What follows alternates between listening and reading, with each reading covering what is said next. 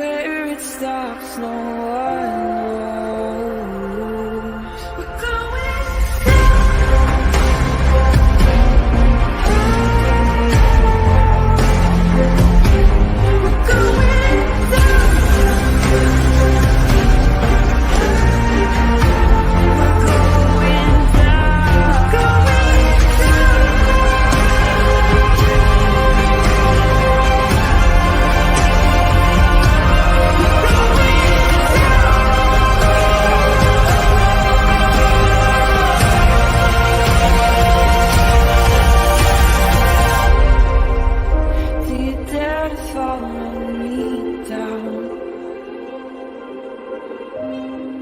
head into the unknown. Na, na, na, na, na, na, na.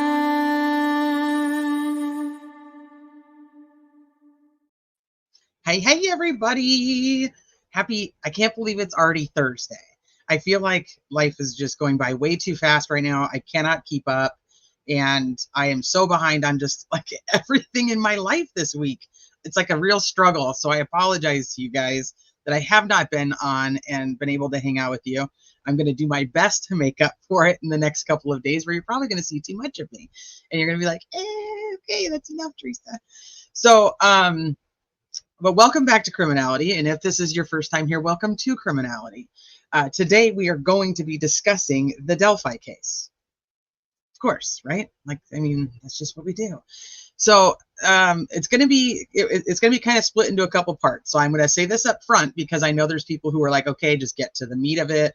Like, we don't give a shit about your real life, and we don't want you to say hi to people. Well, for all of you that don't like that, go ahead and fast forward now. Okay, so I'm going to do a little bit of a message to the Delphi community on social media. That's going to be my first thing. Second, we're going to go over some of the filings and all the new things that have happened this week. Some aren't really relevant at this point. Some are bigger news that came out today. Fiend, you know what? That's me too. You don't say hi to me, I'm gonna bounce. Like, I'll just watch you on replay on 2x speed. That's a legit thing. So I do my best because I know for my own lives, like I try to say hello to everybody, even when they pop in like later. I do my best because the reason we have a live chat is so I can engage with you guys. I can tell you guys my thoughts. I can hear or read your thoughts and share them, and we can go back and forth. That's the point of having a live stream, in my opinion. So if I go to somebody else's live stream and they just act like I don't exist, I typically will leave because I prefer to watch things on 2x speed anyway. So if I'm not there to engage with the audience or the panel or whatever, I'll just fucking bounce. And if you don't want to say hi to people, then legit, just do a pre-recorded video and talk to each other and post it. And we can all just watch it on 2x speed. That's my opinion. So I'm going to say hi to everybody in chat, and then we're going to get started. And like I said, so we have a few things that we're going to go over. And then at the end, I'm going to tell you guys kind of my game plan, because there are things that have been happening in true crime that I really, really want to cover. And no excuses, but man, I'm telling you, this back to school shit is like, it's killing me. I'm like exhausted. I'm exhausted. We got back into sports. We're back into just the schedules being all crazy. And I'm like, maybe I'm just too fucking old for this shit now. Maybe that's my problem, because I'm tired. Like, I'm so tired. But anyway, yes, Birchmore, that's one I want to talk about. And there's an Idaho 4 hearing today that I wanted to stream, but wasn't able to because I had to go back and forth to kids' schools multiple times. So it's just like, hi, Allie. If you guys aren't subbed to my friend Allie, she's like one of my favorite people in the whole world. So please make sure you guys go sub to her channel. And I actually was just talking to her not too long ago. I would like to do something to catch up on the Chad Dorman case, but that makes me feel like all kinds of rage. So Anyway, I'm kind of all over the place because I just have so much on my mind. And so if you're here, bear with me. We're going to get through it. And then I'll calm down and I won't be so hyper. That's really all I've got to say. So you're not old, you're young. Thanks. Why do I feel so fucking old then? Because I'm like, I'm tired. Like I'm like, I can eat breakfast. I'm like, I need to go lay down. I did see that Bullhorn Betty was arrested. I do not know all the details to that, but I can just tell you that I'm not surprised. What's up, Joe Schmo? Oh, okay, thanks. And also back to school fun here too. I really can't wait to do some kind of yes. Yes. Please make this all better. Oh, I don't know if I'm going to be able to do that, but I can try. What's up, Joe Schmo? Hey, Mar. Hi, Kathy. What's up, Scarlet Letter? Hi, Kit Kat. Hybrid. Hybrid's known me for a very long time. She's seen the ups and downs of my social media life. I think I read your comment, Susan, but I don't think I said hi to you. So hi, Susan. Hi, Ramblin. What's up, Elena? Hi, Thomas. What's up, Pebbles and Marbles? I'm so glad for this live. Hi, everybody. Phoenix, I know I said hi to you, but I'm going to do it again anyway. I'm so glad my kids are grown and out of school. I think that to myself, and then I have to, like, when my tiny human is like not wanting to go to bed at his bedtime and just tries to do everything he can to like talk to me, and then he like wants to give me a hug, and he's like, can I just give you a hug before I go to bed? And he's like, can I just get one more hug before I go? And then it's like, you're so frustrated because you want the little person to go to sleep, but then they're just like wanting hugs. And it's like, I think he just knows how to work me, because then he ends up not going to bed at his bedtime. And then and then I'm exhausted. And this is where we end up. But I get really good hugs. So I don't know if I could pass that up. That's like almost worth it. Probably actually is worth it. Not almost. Brecco sent, I get it. I'm still not back on the school schedule and so much driving. That's where I'm at. And then not to go into too much of my personal stuff, but so my kids are all in different schools because of their grades. Like, so my little's in elementary school, my middle's in middle school, and my oldest is in high school. Well, they all start at a different time. They all get out at a different time. And so this was supposed to be the first year, with the way that the schedules were going to go, that I was going to be able to do like a one swoop pickup. And this might not mean anything to you guys that don't have kids or your kids are grown, but a one swoop pickup is a big deal. So I was going to be able to go to the elementary school, get the little, drive to the middle school, get the middle, and then drive to the high school, get the big, and then leave. Well, they kind of threw us for a wrench and decided that in the elementary school, there wasn't enough room for all the students. So they switched him to another elementary school. Let me tell you, that was an emotional disaster for me for a little bit, but mostly because the time is different. They start at a different time so that the bus can drop off at all the different schools. So now his schedule is identical to my daughter's, which means that there's no one swoop pickup, that she has to sit there and wait. And it's just like a whole thing. And I know that doesn't seem like a big deal, but it's a really fucking big deal, because I was really looking forward to the first year that I wasn't going to have to leave my house 5 times to go drop off and pick up kids. So that's where I'm at. So much driving. I'm like, I hate it. I hate it. Anyway, told you guys I'm hyper today, so just beware. If you're not looking forward to hyper, Teresa, this is probably not the stream for you. I judge Jessica. What's up, Hansy Bay? I care. There aren't many fun chats in Delphi, but T's are. I love you guys. I miss you guys when I'm not on too. I'm like, I really want. Yeah, like yesterday, I'm like, everybody's like, do a live on Birchmore. I'm like, I really want to, but I don't have time. If I could fit it in, it would have been like a half hour, and that would have sucked. We got football and gymnastics and all this stuff. Dinner. Gotta feed these people. Hi, Susie Kyo. What's up, Jolene? Jolene. Hi, the Royal We. Hi, Amy. What's up, Nikki? Hi, Serenity. What's up, Just Dave? Hi, Johnny. What's up, Stephanie? Hi, Courtney. First time here. What? Welcome. Hi, Nancy and other Nancy. I think I got some Nancy's in the chat. Hi, Brittany. Shared all my info on my channel with links to post with more info. Shared all my info on my channel with links to post with more info. Okay. think I understand that. What's up, Teresa? You look beautiful. I tell you what, this upsets me about the jury getting to hear all the confessions. It's bullcrap. This trial is so unfair. So unfair. Hi, Wayward. What's up, Jen? Oh, I was like, wait a minute. That makes me see. This is why reading backwards is a terrible idea. Bernie says, Rushville, Indiana. Address shared by Heather Collins and Johnny Messer. Heather Collins, cook of Evansdale, Iowa, is the mother of Elizabeth Collins. Johnny Messer has been... Holy crap, Brittany. I'm going to go over there when this is done, and I'm going to see what you posted, because you got me intrigued. You've got me intrigued.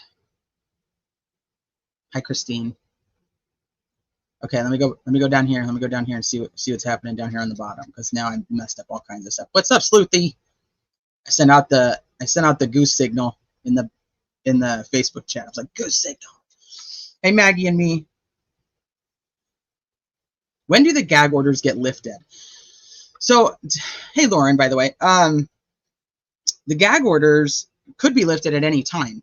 Nobody's fighting them. So it's at this point, we're looking at a gag order through trial. And then once the jury comes back with a verdict, then the gag order will be non-existent and anybody can talk about it. But if you really get down to it, some of these family members haven't even been served with an actual gag order. So the question is, like, are they even under a gag?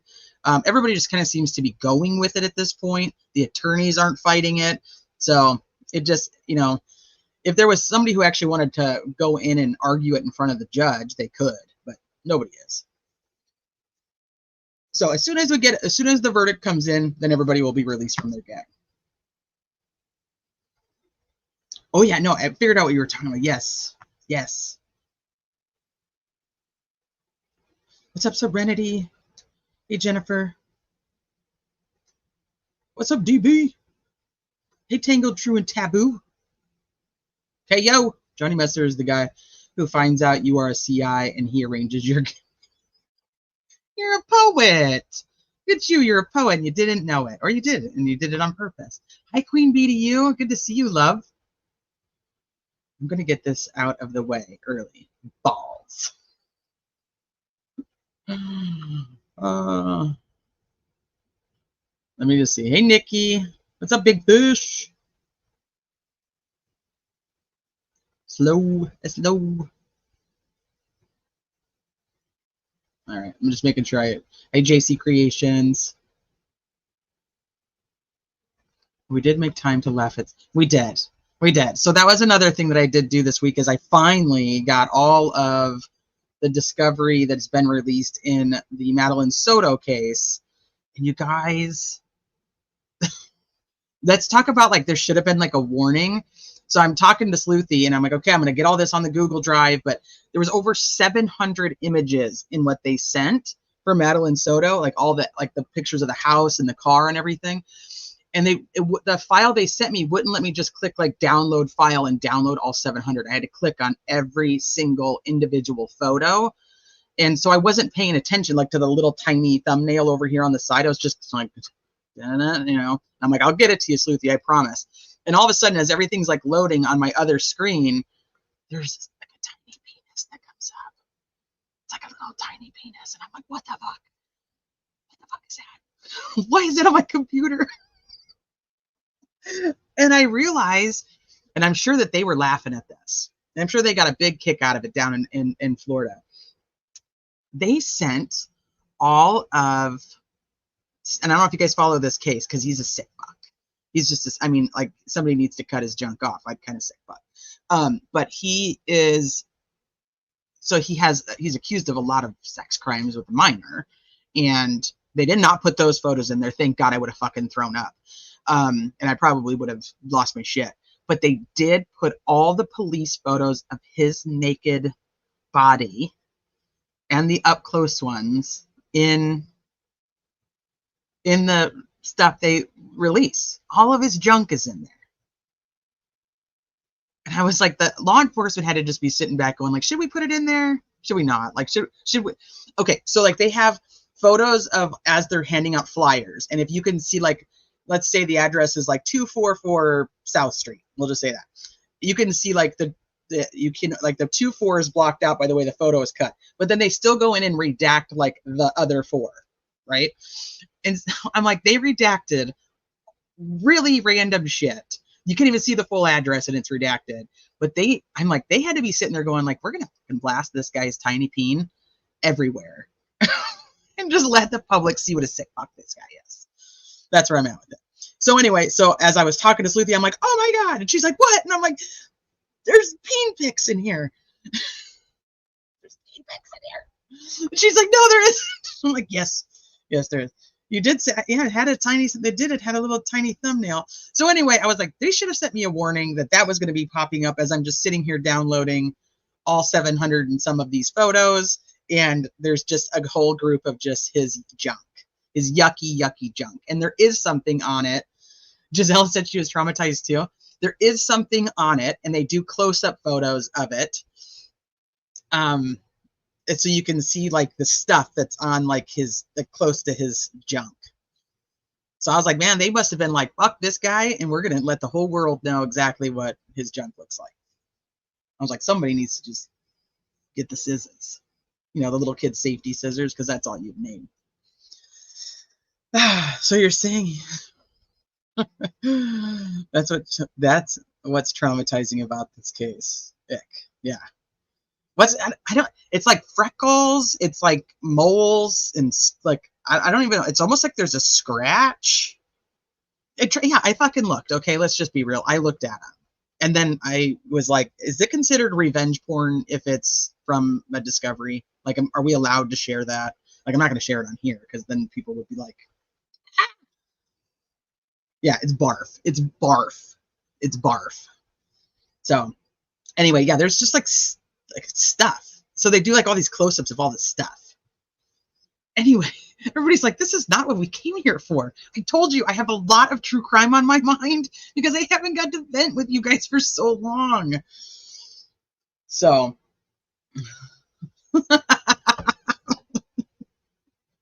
I'm not I'm not listening. Maddie was failed by every adult in her life, in my opinion. I absolutely agree with that when it comes to especially her mother. But, you know, people give you a lot of shit if you go after the mom. But I'm like, you fucking touch my kid. I can't. So I have a hard time actually covering the case, but for whatever reason, I still request everything I possibly can because I want to know everything I can about the case. But I legit like have like a visceral anger angry reaction to that case, where I will say a lot of shit that I would probably best not be said publicly. But I still request everything. So if anybody is looking for anything in particular, I'm not going to send out the peen pics because I don't know if I can get in trouble for that. I don't know if there's some type of revenge shit that goes along with that. But I will tell you, I can send you any files that you want or anything like that. But yeah. So moving on from that, before the whole chat like fucking throws up, because it's gross. Anyway, I don't even know what I was talking about. Let's move on. Yeah, it's like a personal, like it's personally, like I just want to beat the shit out of. I want to beat the shit out of. And that's not a good, he's not convicted.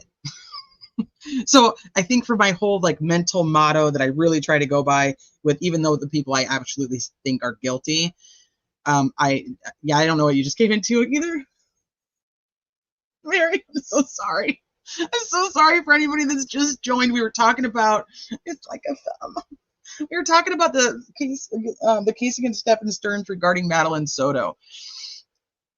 Yes, but we're going to move on. So if anybody needs to hear that, you can go back. And it's a tiny, it's like a thumb. Let's go. But yeah, it's Stearns. It is gross. So anyway, okay. So like I said, I just have so much true crime on my brain that this is the outlet I absolutely need. So thank you guys for just bearing with me. And to all of you that don't want to listen to me ramble, you can still keep fast forwarding if you're at this point now. Anyway, so let's talk for a hot minute about, and I don't want to stick on this too long because I don't like the drama. I don't like drama. And it's not because I it's just such a waste of fucking time. It's not because I'm scared of anything or I worry. Like, it's just such a waste of time. So I don't really want to stick on this too much, but I have a message that I want to put out there to anybody that is, it's not even just the Delphi social media community. It is anybody in that follows true crime on social media or it is a big presence on social media. There's this thing that keeps happening recently. It's not even recent. I don't even know why I said recent. Where people have become like perpetual victims of other people on social media. And so I want to come on here and say that, one, don't be anybody's victim.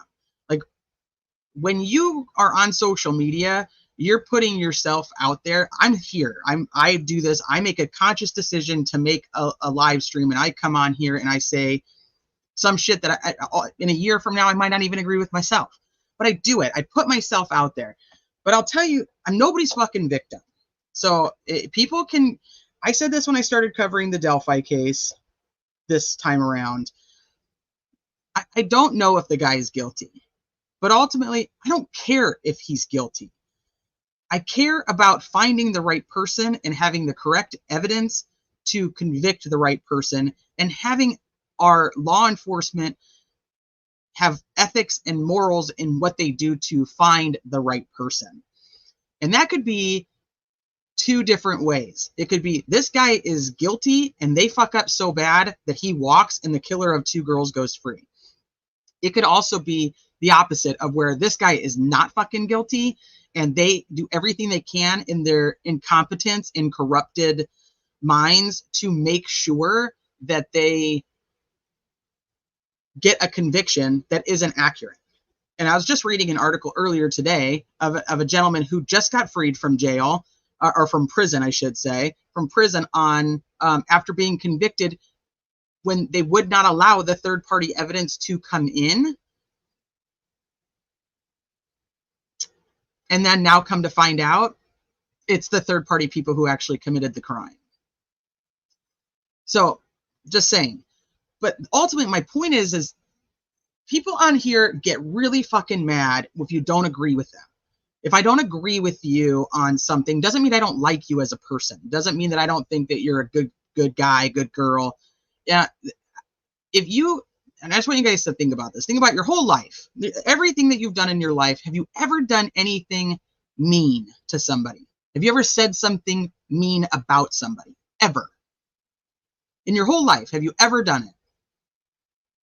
Have you ever made a comment about somebody that you knew to somebody else and said, like, fuck, she's such a bitch? Like, have you ever done that? Because I'm going to tell you, like, for real, like, I have done that. I have no problem admitting that I have said not nice things about other people in life. It's like, I don't know.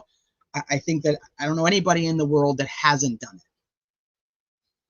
Now, just imagine that just somebody records or takes a snippet of when you're pissed off, when shit isn't going your way, when you say really fucking mean things that you shouldn't say. Now, just somebody just takes just that piece of information and says, I'm going to put that out into the world so everybody sees exactly who you are. If I just take all the bad shit you've ever done and I put that out into the world, so that's what people think about you. Does that make you the bad person, or does that make me the bad person?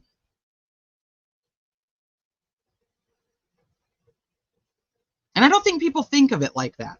They think like we're standing up for ourselves and we're making sure the whole world knows, who's so bad and who's so good and this, that, and the thing is, we're all fucking bad and we're all good. We all have parts of us that are good and bad. That it's called being a freaking human. So if somebody that doesn't like me decides that they're going to go take screenshots of something I said from last year about somebody and puts it out on social media, guess what? I'm nobody's fucking victim. I said it. I meant what I said at the time. There's a reason I said it. There's context around why I say what I say.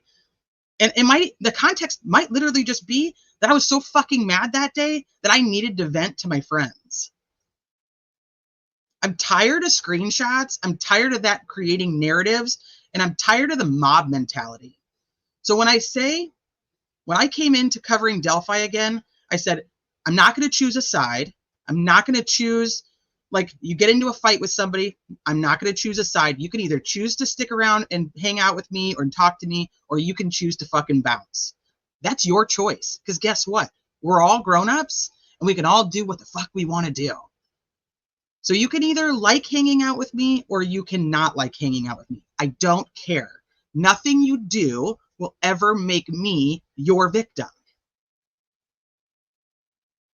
So I just want to say, don't be anybody else's victim. Don't become a perpetual victim where you sit around and just think about what all the bad people have done to you and how you have to deal with all these bad things that are happening to you. Don't be somebody else's victim. Be who you are. Don't become what somebody else wants you to be. Don't become what somebody else is trying to make you be. And this is my advice for anybody and everybody. And I'm not saying, like, don't get in your feelings. Like, what I'm saying is, don't think that everybody is against you, and if they don't take your side, means that they don't like you or that you should cut them off. I told you guys, like I said, at the end of this, I probably wasn't going to have friends on either side of the fence. And that's fine, because I'm going to walk away from this entire situation being a better person, a stronger person than I was when I walked into it. And if we know anything about life and experiences, that's all we can do. If I want to sit here and just dwell and focus on just the negative shit and the bad shit that every one of you guys did in chat, we would never be able to talk to each other. If you guys just saw a screenshot of me calling somebody a fucking bitch, and you were like, oh my God, Teresa called somebody a fucking bitch, and I'm friends with that person, I should never talk to Teresa again. Like, she's so mean. She's so mean. Like, if that's the kind of person you are, that's fine. Like, go ahead. But you're the one who has to live as a perpetual victim, not me. So just know, at the end of anything that ends up happening in the Delphi true crime community, I'm still going to walk away and have 3 beautiful kids and a husband and my family and go to another case, and I'm going to keep going because I'm not your victim. So don't try to make me one. So that's what I have to say. Just don't give it so much power to other people to make them who you want to be. Like, don't let them control who you want to be. Be who you want to be. Know that we all fuck up. We all make mistakes. And their mistakes don't have to become ours. So, and stop with the fucking screenshots. Go have a conversation with the person that you have these screenshots about and say, hey, what the hell is this? What the hell is this? Let's be an adult. Like, what is this? Why do I have this? What is this about? And then when somebody's sending you these fucking screenshots, ask them, why are you sending this to me? Why do you want to try to hurt me? Why do you want to try to cause drama? Why do you want to perpetuate victimness? Why are you sending it? What's the purpose? Other than that, let's talk about Delphi.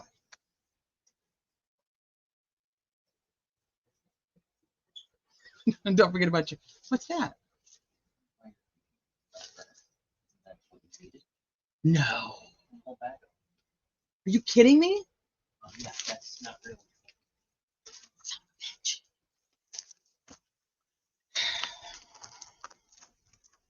So, side note, before we go into the Delphi filings, you guys all know that I vape. I think I'm pretty open about the fact that I vape. I smoked for like 20-something years, and vaping is what got me off of smoking. And California doesn't sell menthol vape juice anymore. We can't have anything that's flavored. I'm having very weird segues today, so just go with it, okay? Don't judge. Anyway, so I have to order it from out of state. And so I have like a standing order for 8 that comes every 2 months. And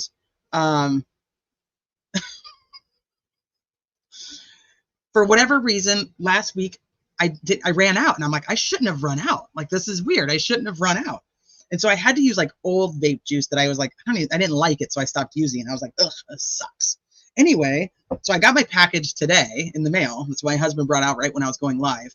And then right now he just brings out, he's like, oh, you had this other package over by the computer. I'm like, are you fucking shitting me? So like this whole last week, I've had to vape like some blueberry menthol bullshit, and I could have had my regular stuff this whole time. Sorry, hold on. I just dropped my chapstick. Ugh. Anyway, so this is the way my life has been going, I tell you. Okay, anyway, so I'm going to show you guys this, and then we're going to move on, because this is what I already had on the screen, and this is how I firmly believe that people should look at their life. So, never blame others for the road you're on. It's your own ass fault. Just saying.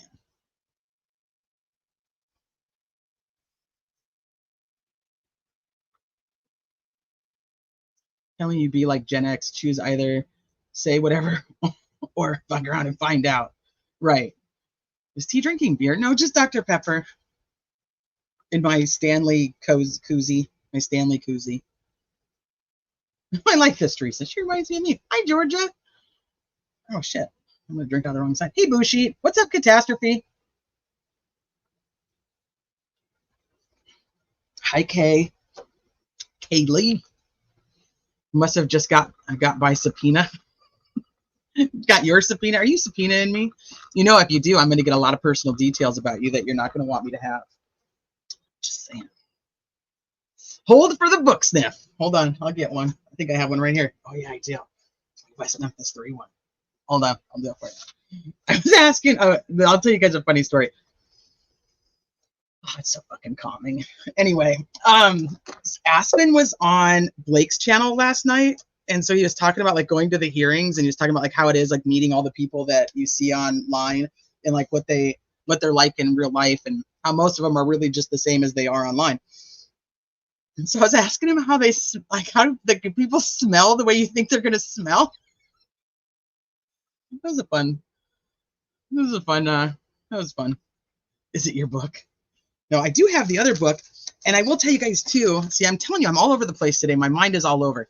I got DJ Schilling's book, but HCC, if one of the mods, can you guys drop HCC's link? He actually went through it, and he has like a way cooler, like where he puts it like under the camera, and you can go through like the entire book, which I don't. Like, I'd have to like show it to you guys like this, because I don't have all the cool tech shit like he does. So I highly recommend, if you want to know more about DJ Schilling's book on runes and Norse Germanic symbols, I go to HCC's and watch it, because he literally shows you through the book with his cool little camera setup. So there you go. Hey, True Grit. Hi, Sleuth Intuition. Veronica. I'm literally screenshotting all the funny comments right now. Patricia, don't be a paranoid. Yeah, don't do that. It's fucking lame.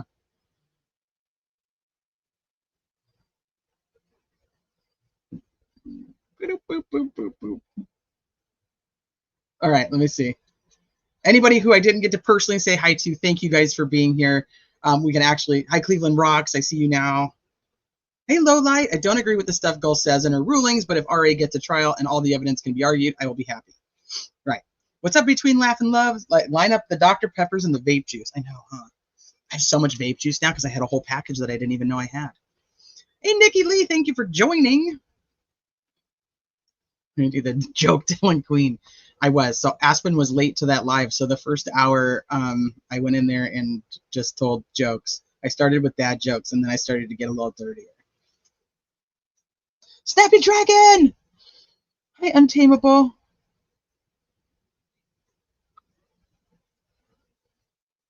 Interesting. Somebody's making shit up that I've been sending screenshots. Some fuckery afoot. That's exactly it.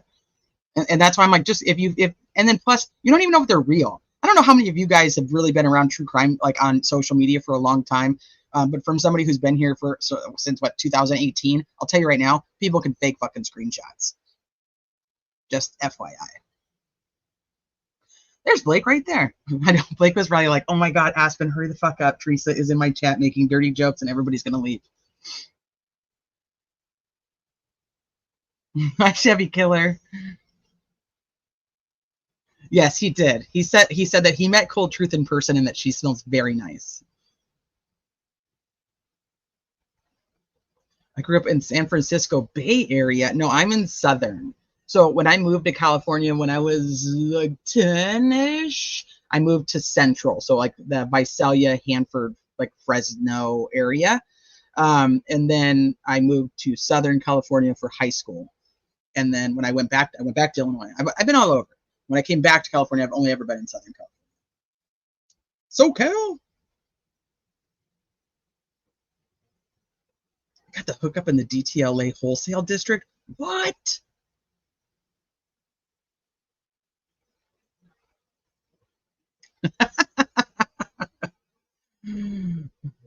You're very welcome. I make the best fake screenshots. BGOG. Yeah, Francis, it was. They were dirty jokes. Well, I started out with the dad jokes, and everybody was like, ha ha, dad jokes. Mama K. Yes, I know. We're going to have to take a look at that. Hey, Carrie. Hey, Purple. HCC looks like he smells nice. He does look like he smells nice. I think, like, it's weird because, like, I feel like HCC would smell like almost like a crisp, like woodsy smell. Like I don't know how to explain it, but that's what I see. Like it would be like crisp and like woodsy-ish. Aspen, I feel like Aspen would smell like a really good pina colada. That's how I picture it. Like I don't know why smell must be really important to me. I didn't realize this till I was older. But hey Jen, hey Post Punk Mama. Damn it, Francis, you missed it. So I progressed, and then I just kind of did a little bit of a dirty joke, and I was like, all right, I'm just testing the waters to see how this is going to go. Jamie, you came from a community where fake screenshots were the Bible. It's bullshit. You won't guess what I smell like. Then I'll tell you my perfume. I actually feel like you would do like a, you'd almost smell like a flower. I feel like you'd smell like a flower. Maybe like peonies. That's what I think of you, Sleuthy. That's the smell that you have in my brain. I could totally see that DB smells like leather. I could see that. I could see that DB would smell like leather. You hate flower smells? Okay, so tell me what your perfume is then. I could see that DB would smell like leather. You know, Fiend, Fiend, I can't get a good read on Fiend because his cat smokes. So I'm like, does he smell like a smoky cat? No, he wouldn't. He would smell good.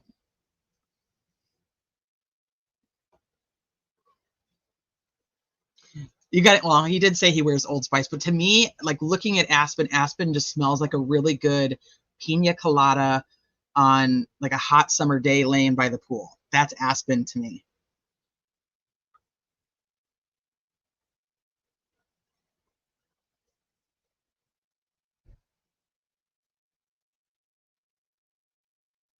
Yes, Susan. Aspen is the one from It's a Crime and Shame. He also has his own channel, but he co-hosts over there too. Smells like yummy hair products. Okay, see, this is why I said I'm just totally. Veronica says I smell like perfection. Did Sleuthy ever say what she uses? If it's not a flower, it's fruit. Because whatever it is, Sleuthy, that you would smell like, it's sweet.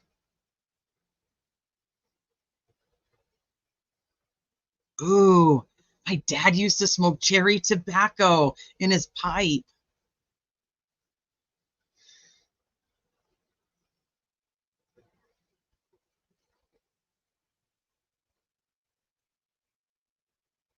Yo, Adrian.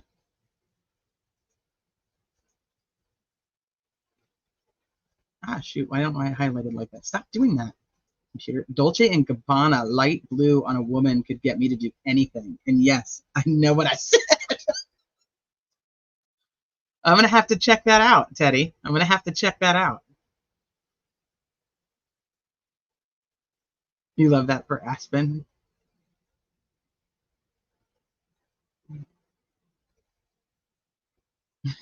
Tuna cat treats. Ooh, baby powder. Wonder who would smell like baby powder here. Anyway, totally. This live is just so random. It's such random.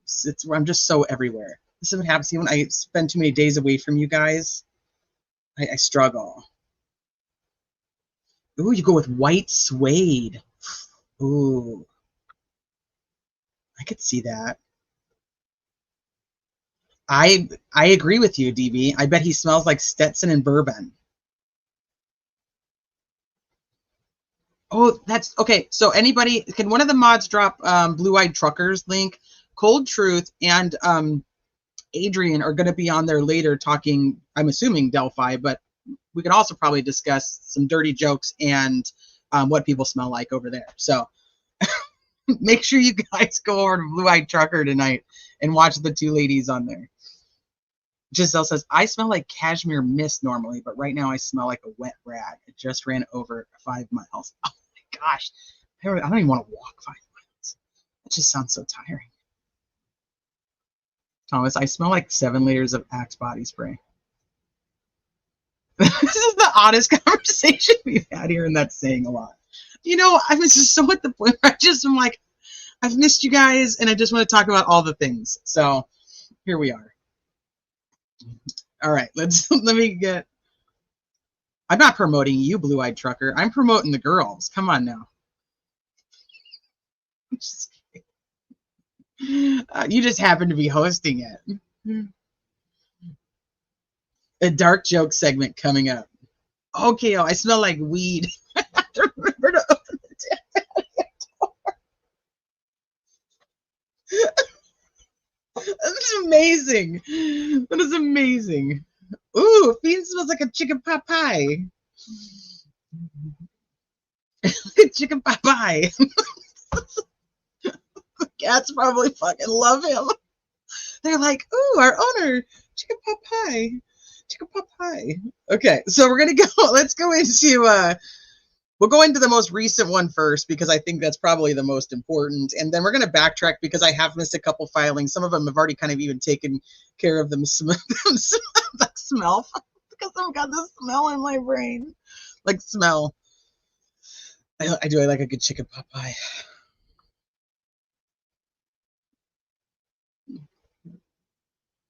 It smells like Teen Spirit. When here gets the Forrest Gump quote, she tasted like cigarettes. Ruckus! Hi, Ruckus! I could see that Ruckus would also smell like, he would smell like a fancy cigar and like a bourbon. Like a fancy, like a high-end bourbon with a expensive cigar.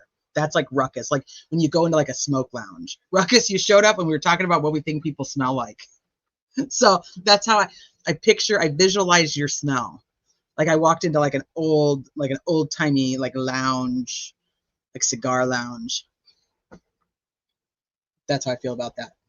I really got to get over the smell thing. I'm going to stop talking to you guys in chat. Maybe that'll do it. See? Yes, you probably smell like that. Cleveland Rocks, you smell like Boone's Farm and weed? That would have probably been me when I was like 17. Yeah, probably 17, I'd say.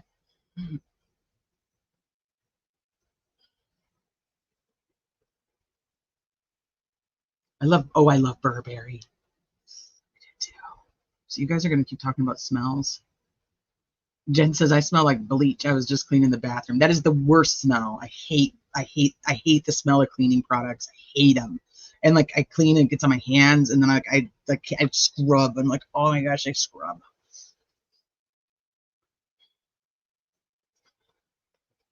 Oh, what they taste like. Okay, so darn it. Now I have to go into that story. So you guys should just go watch the live from last night, but pay attention to the chat over on Blue-Eyed Trucker's channel. But so we were talking about the smells. Cold Truth confessed that she enjoys like getting a little taste of like products that smell really good. And I was like, I kind of get it. Because like if I walk by somebody that smells really good, I kind of want to lick them.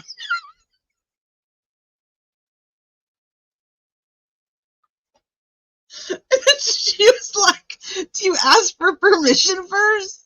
And I was like, well, in my 20s, I didn't. Like, if I was out at the bar and I thought somebody smelled good, like, I'd just go up and I'd just lick them. Just say, I wasn't a mom. I was much more of a party girl at that time. Like typically on their necks, like the neck is what gets me. Like I want to lick their neck and they smell good. Like I want. So I was like, but nowadays, one, I'm married with kids. It'd be fucking weird. And also, I think that I'd probably get put in prison. But back in the day, like when you're at the bar and everybody's having a few drinks, if somebody came in and they smelled really good, I'd just fucking lick them. So good. And I was like, I don't know how we got here in this conversation, but I should probably leave this chat. Oh, you guys are just learning so many things about me today.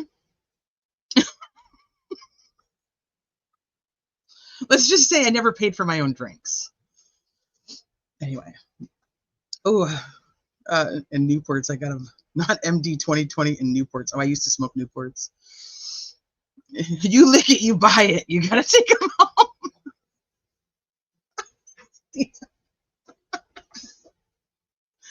So bad. So bad. Radar's like, no licking allowed. Terry, you believe it? Yes, because it's true. This is true. Was that you in that bar that licked my face? I didn't typically lick faces. I wasn't a big face licker because I don't really like my face touched because I don't know why, because I touch my face all the time. But no, it was typically, I like to lick necks. They might have, Joe. They might have. And this might be a side effect of what's ever happening. You can call me the licker. Thanks, Nancy. Love you too. Yeah, Blake broke me. It's his fault. I always said go to the strippers. It was going to the strippers. It was a lick and stick adventure.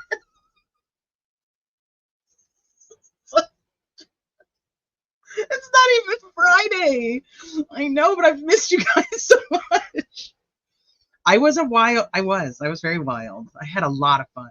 I will never say that I like missed out on anything in my life. Like I lived life as best as I could, and I enjoyed every fucking minute of it. A million sparkles. Glad I lurked in this one tonight. I'm learning all kinds of fun stuff. Oh shit, Cold Truth has a licking story for me later. All right, I gotta stop smiling.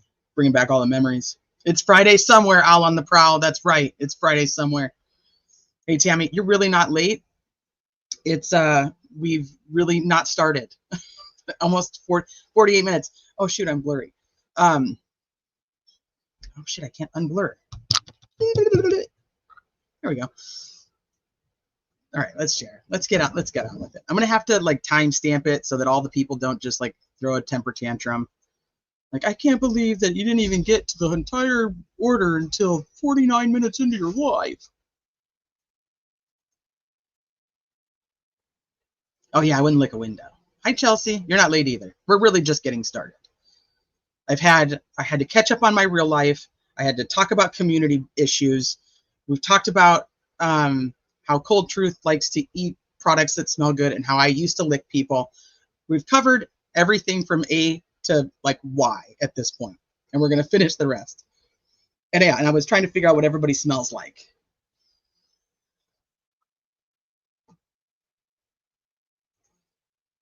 It does, Jen. That's one of the best advices a mom could give. Hi, Mama Kay. Hi, Jojo.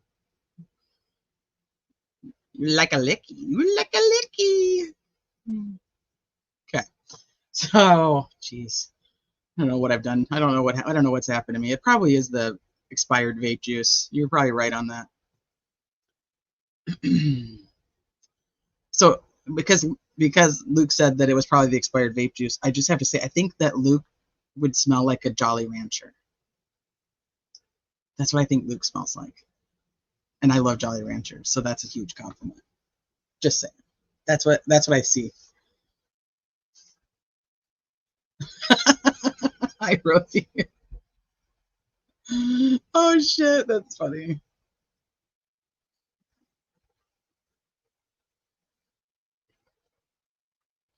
The best story of idiot Gen Z is licking toads in public parks. It's actually had to be put in a public press release.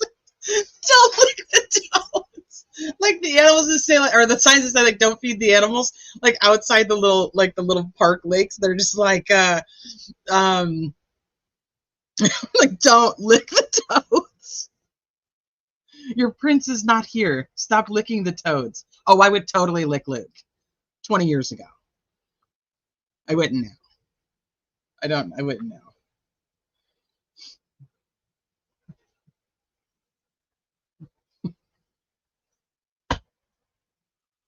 All right. Yeah. See, I don't know. He looks like he would taste like a really sweet piece of candy. Anyway, we could do a whole live on what we think other people smell like. It would be fun. But let's talk about Delphi now. Because now we're at 51 minutes and people that fast forwarded to the 48-minute mark are super pissed at me. Ugh. Okay. It's the best show ever. Oh, gosh. Does he, Mama K? Is that why you married him? I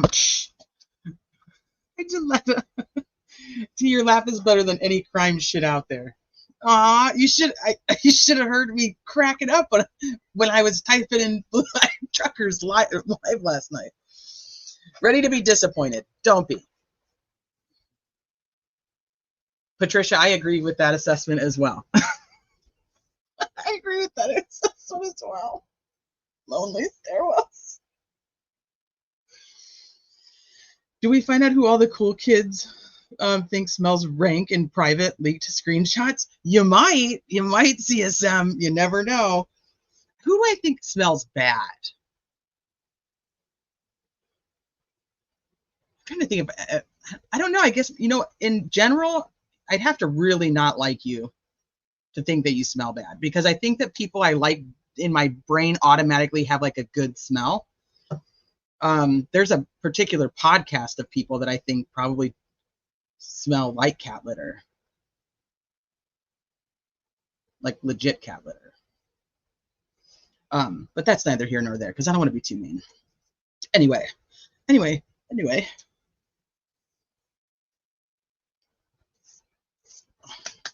Okay.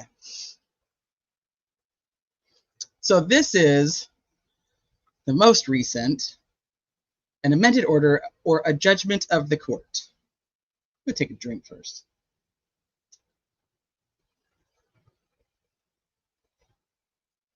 Hi, Kel.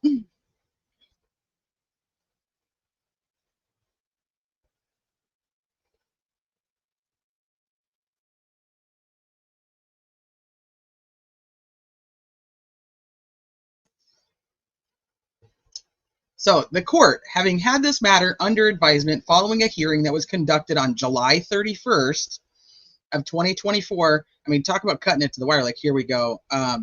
30 days. This is 30 days. The court, having had this matter under advisement following a hearing conducted on July 31st, 2024, on the defendant's motion to suppress statements. So remember, they filed 2 motions to suppress.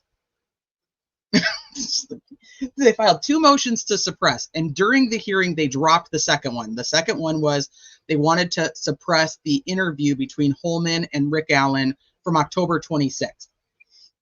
And they said, okay, at the hearing, they're like, no, we don't even want to do that.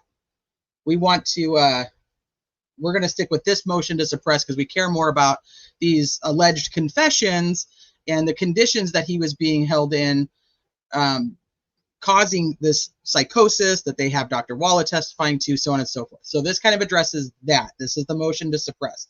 And then you have the state's motion to dismiss the motion to suppress. So that was their response, essentially.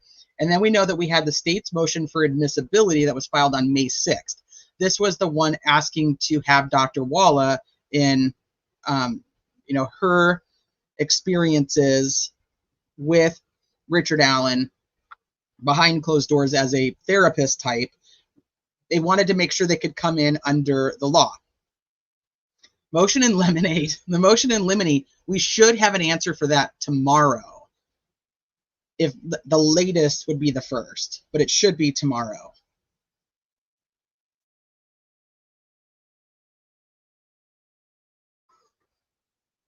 I think lawyer smells like hair products. Just FYI.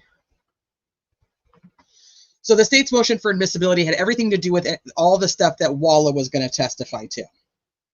On May 6th, and having considered the witness's testimony, the exhibits admitted into evidence, and the arguments of counsel, and the applicable statutes and case law, now grants the state's request for pretrial ruling on admissibility pursuant to Indiana Code, blah, blah, blah. The statements given by the defendant to Dr. Monica H. Walla are not privileged based upon the exception noted in the statute, which was trials for homicide when the disclosure relates directly to the fact or immediate circumstances of said homicide. All statements given by a defendant to Dr. Walla are admissible in the trial.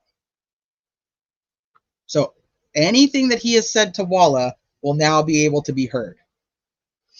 Defendant's arguments, to the contrary, go to the weight the jury would give each statement and not their admissibility. So this is just saying,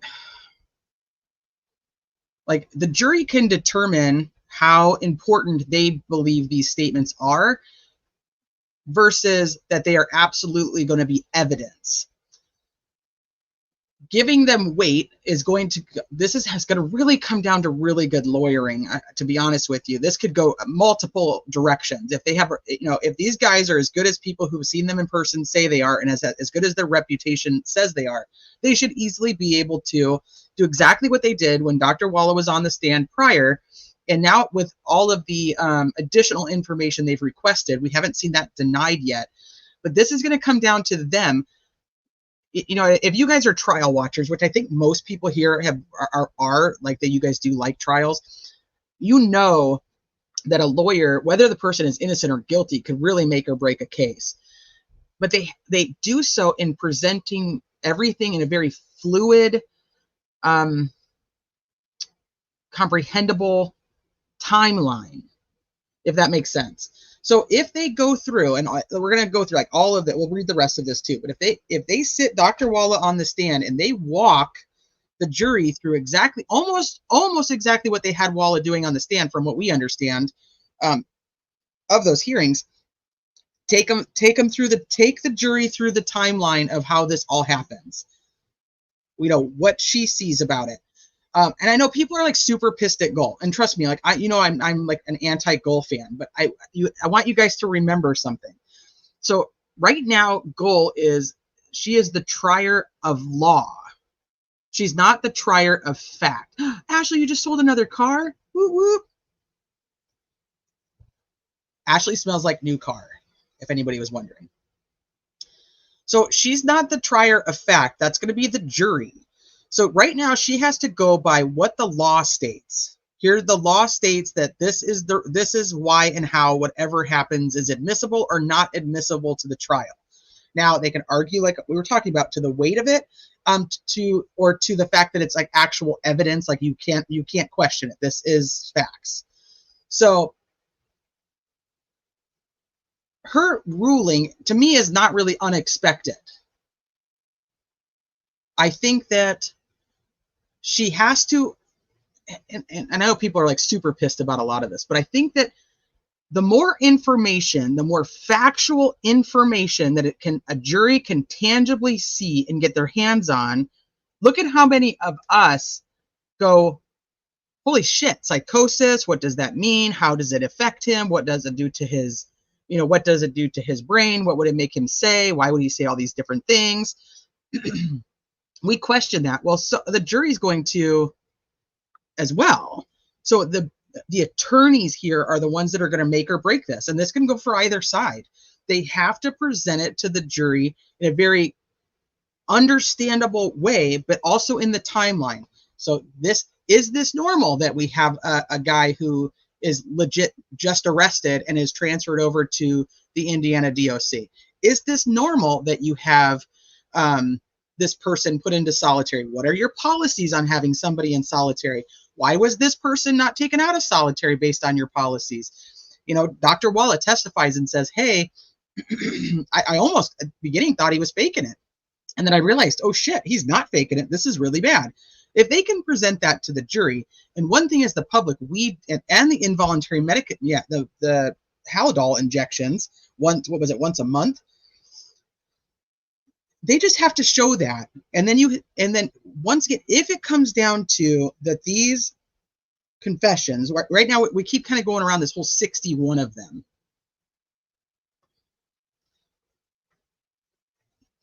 If we go through, people are like, the jury's not going to get over 61 confessions. And I'm like, oh, if these 61 confessions are fucking random ass stories, a jury's going to be like, holy shit, this guy is fucking crazy.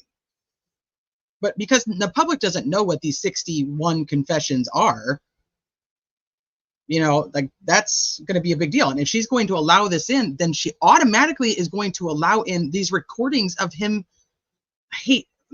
talking about, like him eating his own feces, him running and slamming his head into the wall. The jury's going to see all of that too. And so what this says right here is the jury will be the one to ultimately determine the weight of that information.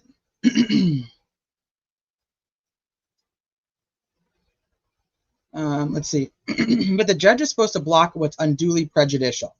Yes and no.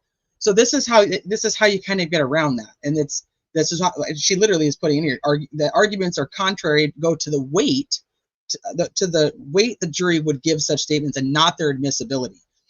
So she's not saying, yes, this is going to come in as like direct evidence and like this is how it's going to be. She's going to say this is all based on what you choose to give it. And this is the kind of the way around it. So she doesn't have to determine, she's going to let the jury decide for themselves. For me, personally, I find this to be better for all of us, because if they get to hear every single confession versus, let's say, I'll just give you guys this example. And I'm going to get my timelines wrong, so maybe one of you guys in chat, I know Sleuthy's still here, she'll know too. DB, you probably will too. What were the months that he was, quote unquote, under the diagnosis of psychosis? Was it May to July? Because I'm not going to remember the dates. But there's like 3 or 4 months right there that he's like under what is considered medical psychosis. And they're giving him injections and diagnosing him with psychosis. So this whole faking it shit, that's really going to not play well for the DOC, in my opinion, because they're actually medicating him for it. So they actually believed it. So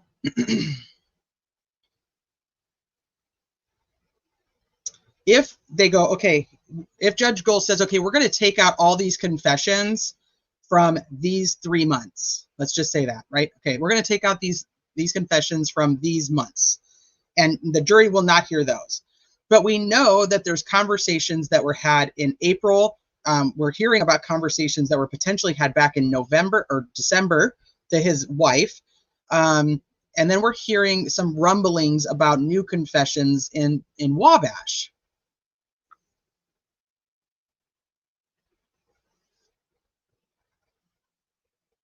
Hold on, please.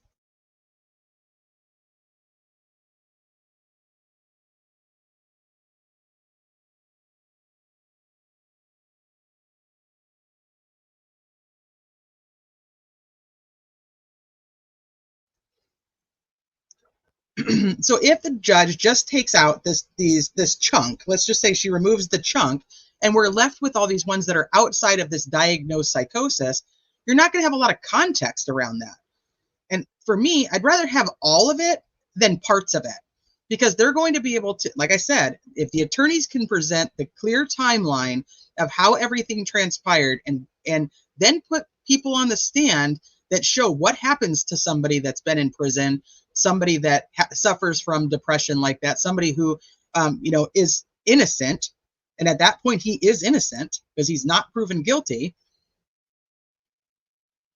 If they lay that out for the jury, I think it's more important. Now, let's say if if those confessions all come out to be like the exact same and factually true, I also think that's important. It's important for the public.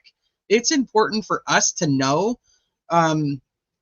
what was said and be able to understand it, piece it together, like see, is it real? Is it fake? Is this stuff that he would have learned? And come up with our own assessment. Like, and obviously we don't have the final say. We all know our opinions on here are literally just that. They're just our opinions. That's why I say, like, don't let other people's opinions like change who you are, because it just doesn't.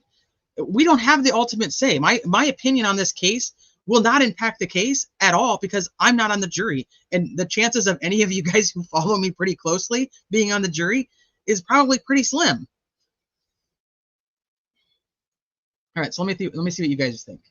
All right, but those are defense witnesses versus the warden of the facility and the IDOC psychologist versus a defense witness. Okay, I think I missed whatever you said before that. What's up, Four Pitbulls? The fact that they are even calling on an incriminating statement, like he shot them in the back, a confession will still have some weight just because they're calling it a confession. Right. But one thing I think is that the majority of jurors take their job very seriously.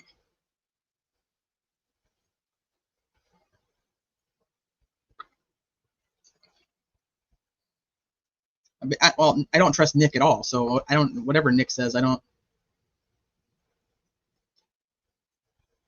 My ultimate opinion is I don't think this is necessarily a bad thing.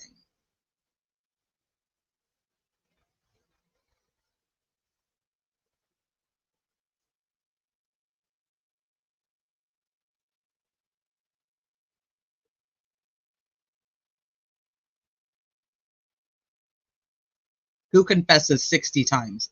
A fucking crazy person. If they confess to the same thing and it's actually factual, that's a very big difference to me than somebody who just randomly makes up shit. If we hear in these 60 confessions that they don't even match each other, it's just fucking stories upon stories. When I heard 61, I'll tell you, I thought this could go absolutely two different ways. It's going to be the ramblings of a fucking madman who has no idea what the hell he's talking about, or it's going to be what many of the pro-prosecution people think, which is just that he wants to confess. But it could, once again, that's going to go to whoever these jurors end up being.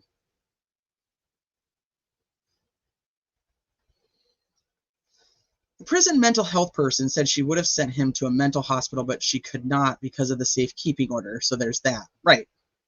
And so, okay, so here's my other opinion on this. From what we've heard when Dr. Walla testifies, or testified at those hearings, is that she actually seemed to think that Richard Allen was suffering from a very deep mental illness. Like you're saying, like she was that I would have transferred him.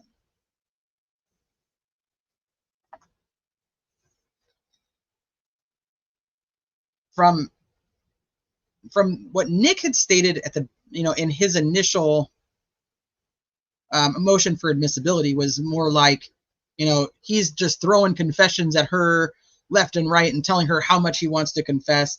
And let me just remind you guys, we've talked about this before, but in prisons, in jails, inmates have a way where they don't have to just confess to their attorneys and say, hey, I want to confess. But if they did, their attorneys could be like, no, that's not a good idea. We're going to do it this way. We're going to try this. But he ultimately still has that choice. There's documentation that he can walk in and just fill it out and say, I want this to go to the judge. I'm done. I want to plead guilty. My attorneys keep telling me it's not a good idea.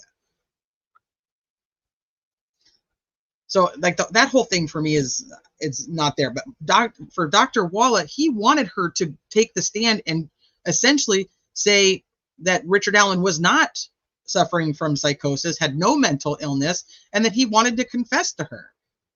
Well, that's not really what they got out of it. So almost, even though I don't think she's a good witness, I think she's a terrible witness. He doesn't have to call her now. Let's just remember that. Just because she says that he's allowed to does not mean that he has to or that he will.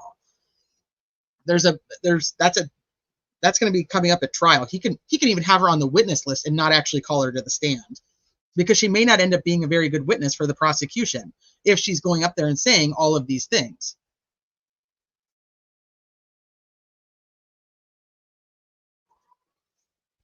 Hold on, let me see. The jury is not going to hear what Nick said about the confession at the pretrial hearing. Well, no. I don't know which part you mean, though.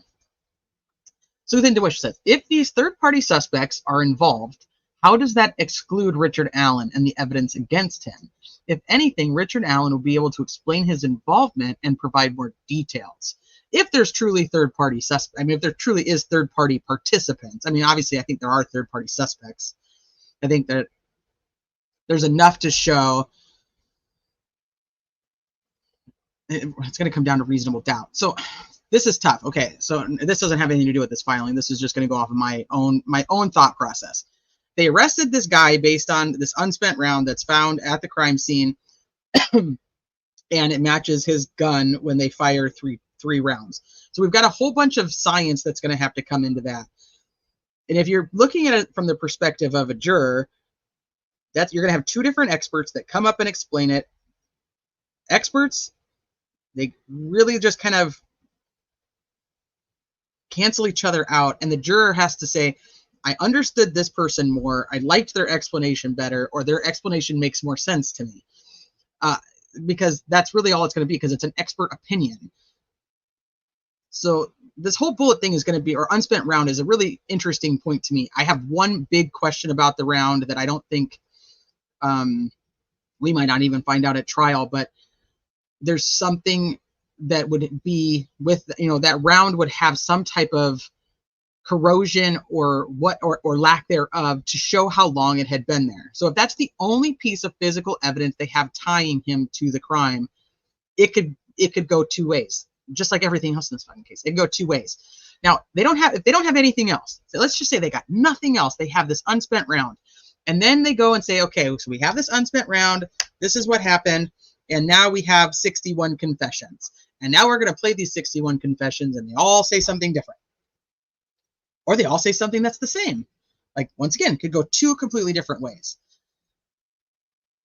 This is why and I asked you, Sleuth, in your chat too, if you thought, I'll ask the chat this too, because I think it's a very, do you think that the defense is truly even going to go with a Odinism defense or a lack of investigation regarding Odinism? Because those are two very different things. Calling out the lack of investigation into these other suspects is better, in my opinion. Now, to say that third-party suspects are involved, how does it exclude Richard Allen? The biggest thing is if you have these third-party suspects, can you tie them to Richard Allen at all? Do they have any communication? Do they run in the same crowd? Do they practice the same things? If you can't tie them together in any which way, then it excludes Richard Allen. But they don't have to prove that third-party people did it. They just have to create the doubt that their person did it. That's why I'm like, as adamant as people online want to be about whether he's innocent or guilty, this trial could go so many different directions. And if they have more evidence, then we're looking at something totally different. Yeah, and that woman left, just FYI, the person who was examining who did those examinations, that person left. That doesn't even work there anymore.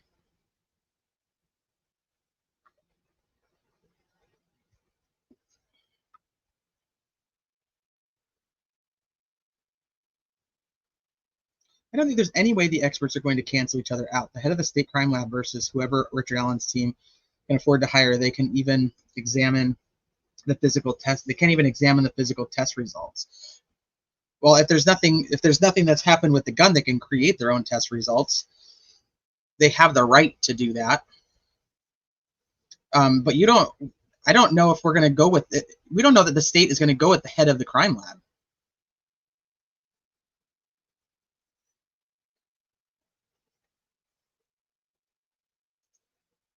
It may already be moved. Yep.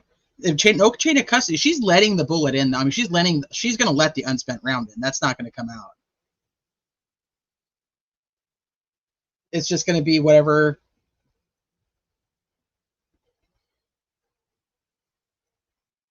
whatever they can actually produce. If they don't have any chain of custody on the bullet, I don't know how she would just say, yeah, that's perfect. Let's just let it in. Let's make it admissible.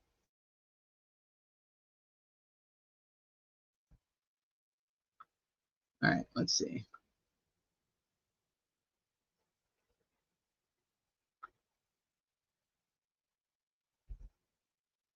Hey, BR, good to see you, honey.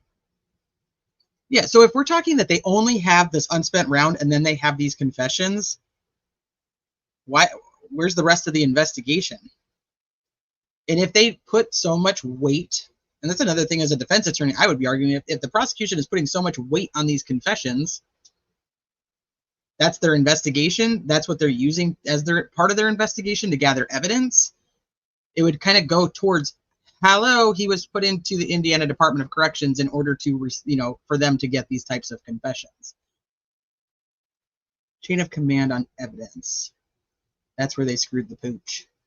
Well, we all know that they obviously didn't do anything to investigate correctly. Otherwise, Richard Allen's tip wouldn't have been gone for 5.5 years. They have DNA that they can't match to Allen and fingerprints. So unless they figured out who they belong to and ruled them out, which obviously we don't think they ruled out the DNA. Otherwise, why would they still be taking people's DNA during their interviews in 2023?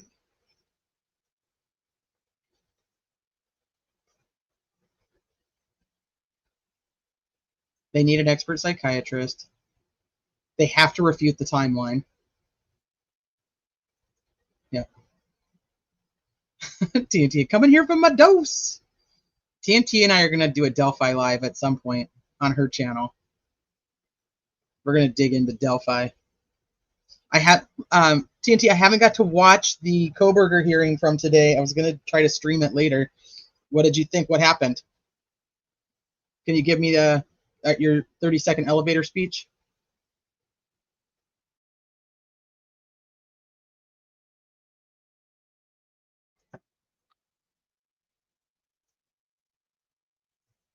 Okay, why wasn't stomach contents used for an approximate time of death? Agree. We know that they supposedly had pancakes, and that's what they know that they had.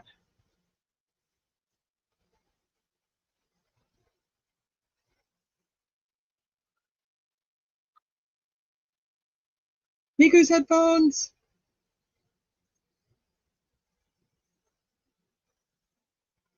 Why was Dr. Polly Westcott called?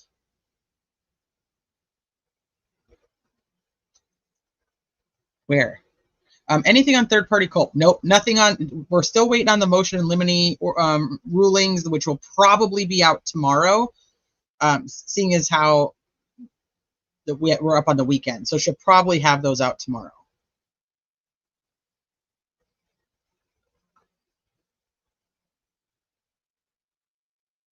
Hey, allegedly innocent. Listening as I drive home from work. So glad you're on, T. Give you something to doubt. Give you something to listen to. All right, so let's keep going through this. Here, hold on. No cross-examination by the state on any witness except 2 for a total of 13 questions of cross-examination. Any decisions at the end of the day? Like I said, I haven't got to watch it yet. The defense asked for funding for the false confessions expert. That's the ex parte that Nick quoted in his filing. We don't know if the funding was approved. Deep in the cut. Idaho State's too scared. And this like, so you guys all know I am of the belief that Brian Koberger is the right guy. And this is a legit case of, did the state do so much shit wrong that a murderer could walk free? What's up, Greenie? Hi, Carrie.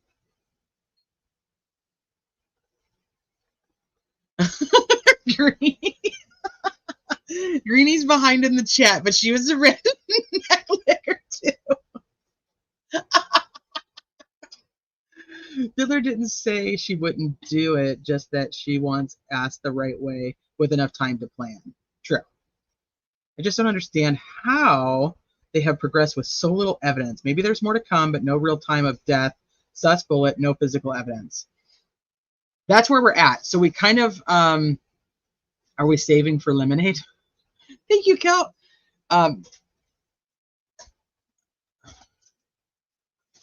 If they have, so here's what people, this is kind of the general consensus, is the state isn't going to put out the evidence the other evidence they have against Richard Allen.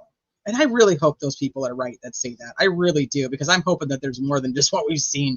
Like, because I'm not convinced right now. I mean, if I was on the jury and we went right now, then I'd be like, shit. But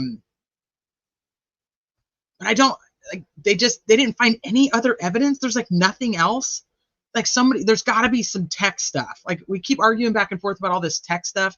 And I have been putting together a whole thing on geofencing versus fog reveals versus tower pings versus pen registers. So I have like a whole presentation I've been putting together on that, so that we can do a whole live on just what the differences are and what that, they have to have something about that. Just something that proves that he was there at that point, at that time. Show that he's there at that time. We have eyewitnesses who say that the person they saw matches the guy from the bridge video. We don't have any eyewitnesses so far that say that the person they saw was Richard Allen. We don't even have that yet.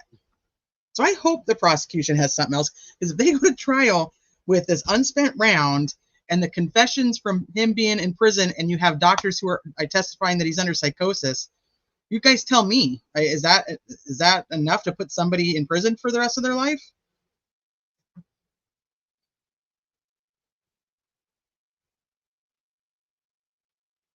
They took about 15 knives.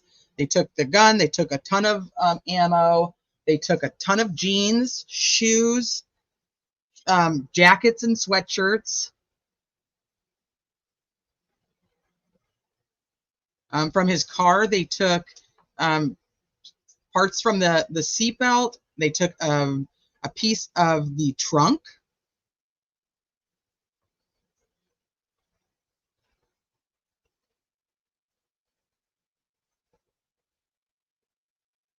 But with what they're allowed to present at trial, they will get a conviction. I feel, DB, like you're already giving to the fact that you don't think third party's going to be in. Am I correct in that understanding? Like, you think she's going to deny, or she's going to approve the motion to eliminate and keep all third party out? Because if that's the case, so we're letting in 61 confessions and keeping out third party guilt. I agree with you. Maybe that's why I think that you have that. That's why you're thinking that. It's funny, nobody talks about that anymore. Nobody talks about that motorcycle cover. Nobody talks about the brother-in-law's motorcycle anymore. It's interesting. I'm getting that vibe from you today in chat.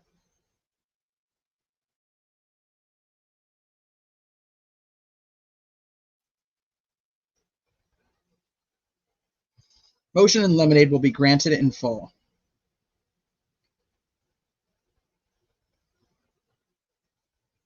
I feel like if she tries to completely keep out everything and doesn't go through and go piece by piece, person by person, place by place, I feel like we're going to be back at the Supreme Court. I just don't know. I don't know another way around it.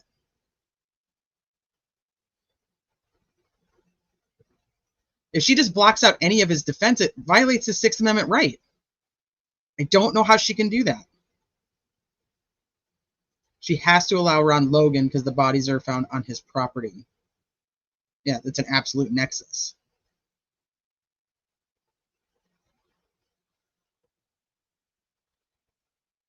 Yeah, so that's what I'm thinking too.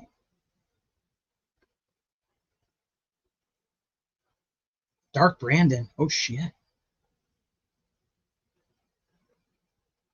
The state, which includes gold, needs this conviction.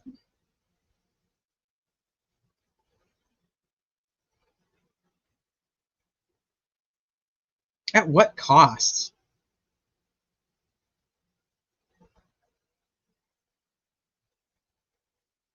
She's got the power of the entire state behind her and does not care how it looks. So I think she's proven that repeatedly, that she does not care how any of it looks.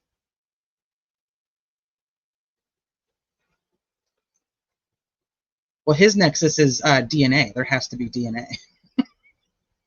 Yeah, he doesn't have any DNA for Richard Allen. Nothing matches there. So whatever. I mean, it's going to be whatever it's going to be. But too many careers, promotions, pride on the line, and retirements.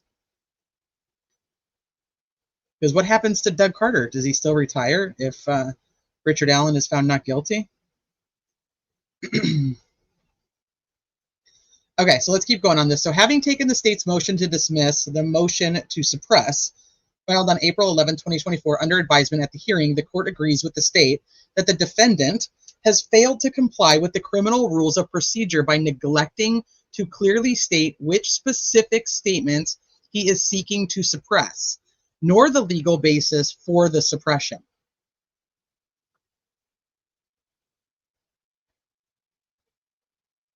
Remember when this came out and we were talking about why they weren't listing each confession, what it was, and why that particular confession itself violated the criminal rules. So I'm not against what she's saying here, because I wondered that when we were reading it. Because if you have these other random confessions outside this window, what's the legal basis to suppress them? And the defense tried to just make it like an umbrella of, because he was put into solitary confinement, protective custody in the Indiana Department of Corrections under horrendous conditions, that everything was under that umbrella. And I was like, I don't know if that's going to be enough. Because typically they go, okay, like, here's the confession where he says that his goal was to SA at least one of the girls, and then he shoots him in the back. You know, like, that's the confession. And then here's the legal reason to have it suppressed. And then you go to the next one, and here's the confession, and here's the legal reason it should be suppressed. Even if you go, confessions during this psychosis period, but they tried to do it under this big umbrella, and I wasn't sure that was going to work even when we were reading it. I remember thinking that. So despite these deficiencies, the court has been able to determine that the statements given to the defendant's family members were voluntary, not coerced by any state action. And we're not made under threats of violence or improper influence. This is when I get frustrated, because the whole thing is that he's put into this situation that he shouldn't have been put into legally. But she obviously felt the need to remedy when she moved him out.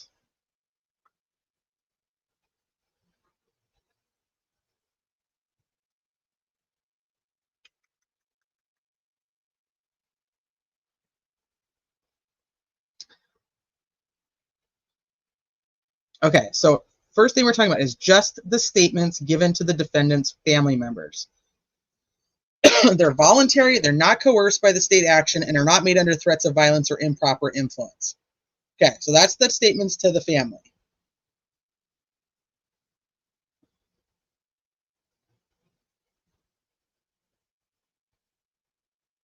Although the defendant is clearly in custody, he initiated the communication with his family and was not subject to custodial.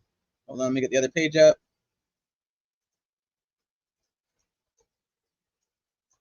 Interrogation when he spoke to this family. So they're saying like that, whatever he says to his family is in.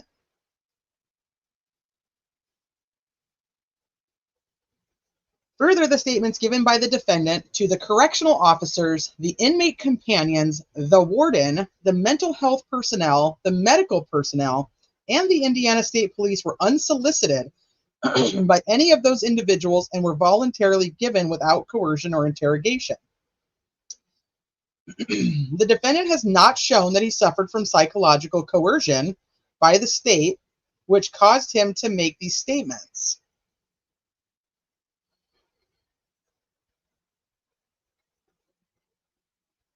Let me reread this because this is interesting. The statements given by the defendant to the correctional officers. to the inmate companions, the warden, the mental health personnel, the medical personnel, and the Indiana State Police were unsolicited by any of those individuals and were voluntarily given without coercion or interrogation.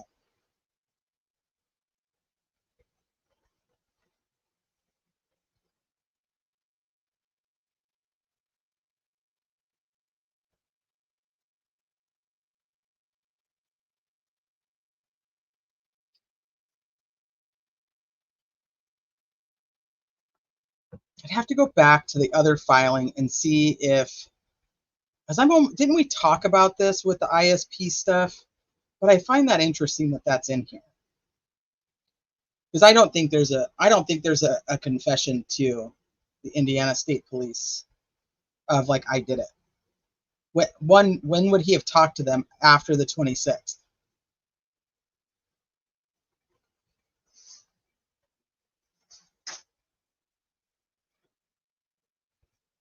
This is the worst part of the order, in my opinion. Yeah, absolutely.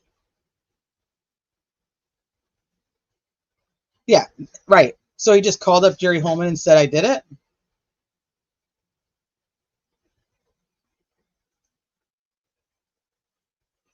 Did he confess to the ISP, or did ISP give a statement saying they heard him say something? That's a good question, too. But it says the statements given by defendant to. So it would be to Indiana State Police. But he wouldn't have been in contact with them after the 26th.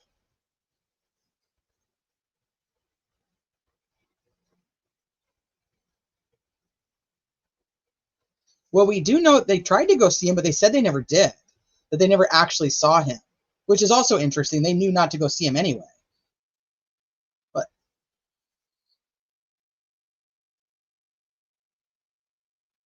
further, the statements given by the defendant to the correctional officers, to the inmate companions, to the warden, to the mental health personnel, to the medical personnel, and to the Indiana State Police were unsolicited by any of those individuals and were voluntarily given without coercion or interrogation.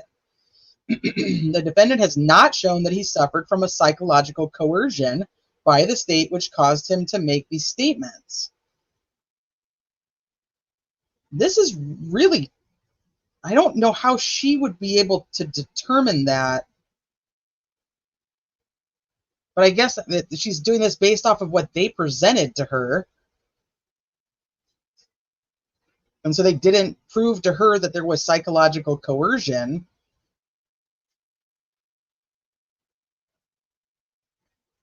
But I don't get that either when it was testified to.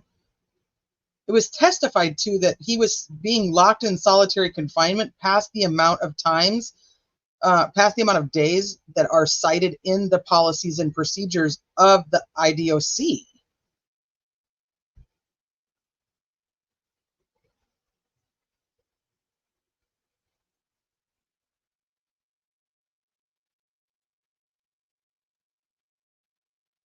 So I don't know. I'm struggling with that. Because that is, I mean, there's if the policies and procedures say you cannot leave somebody in solitary for more than 30 days due to XYZ, and then you do it and you cause XYZ, then that is a state issue. I mean, that is a state.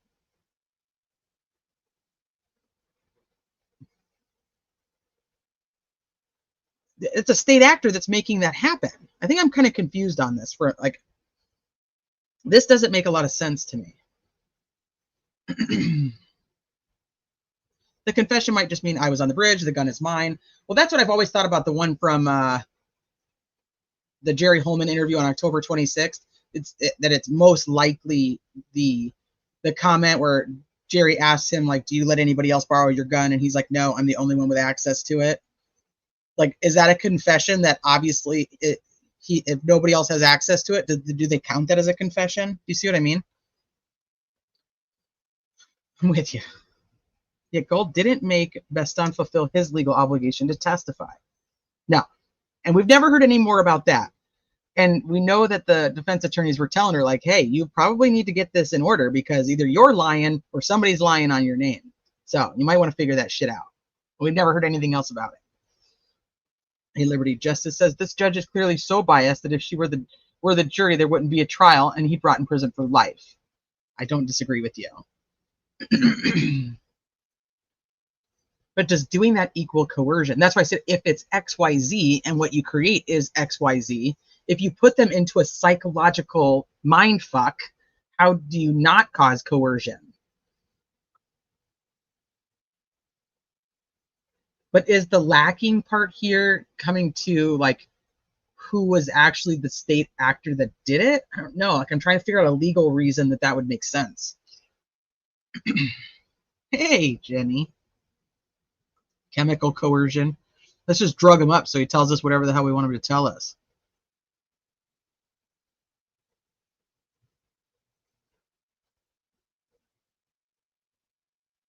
The criminal network.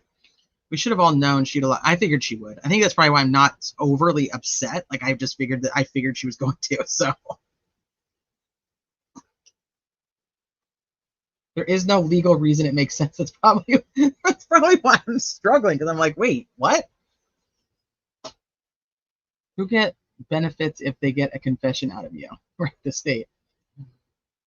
It's a state actor making it happen who as an exception to privilege if it relates directly to the facts of the homicide, is saying I did it, relating directly to the facts of the homicide. I think that's going to be the biggest thing is, are they just like, I did it, it's my fault?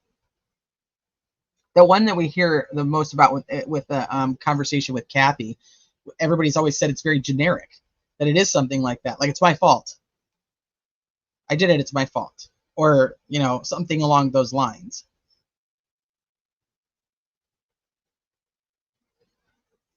Yeah, as a pretrial detainee being interrogated by jailhouse snitches for months. So that's another thing with the inmate companion saying that they didn't do anything to coerce it, even though they were actually taken off. They were taken off being his inmate companion because they were doing things unethically and against the policies that were in place for them. I don't know how that doesn't become coercion, because I'm not supposed to ask you questions and I'm not supposed to talk to you, and yet I'm sitting over here asking you questions and talking to you. That's coercion. That's literally coercion. If I'm asking you shit and having you tell me things. Oksana, I'm way behind. Did you talk about what tea smells like? Imagine cotton candy, bubblegum. Bahama Mamas. I freaking love Bahama Mamas. I say we all confess. I did it. Now that we know the therapist dialed Kathy, see, that's another interesting one, because whatever line she's using isn't going to be recorded. It supposedly isn't a prison line.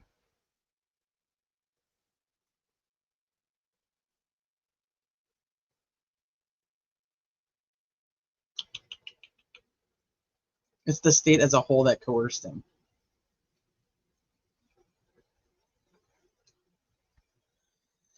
This case is meant to go to the Supreme Court. It's always been the plan. But how is that confession getting in? I almost feel like she's saying that they didn't go through and cite correctly why each confession shouldn't be in. That it's almost like the first part of this, like the other page we read, because I'm feeling differently on this page than I felt the first page. But it's almost like the first one, she's like, hey, I have no legal reason. You have no legal standing. You offered me nothing legally substantial on why I shouldn't allow these in. So I really don't have much of a choice. And this is why I was kind of going with that she's the finder of law. And if you don't give me anything important, then I can't, or you can't, if you don't give me anything to stop this from happening, I can't stop it from happening. Now I feel differently as I read the second page. I don't know if that makes sense.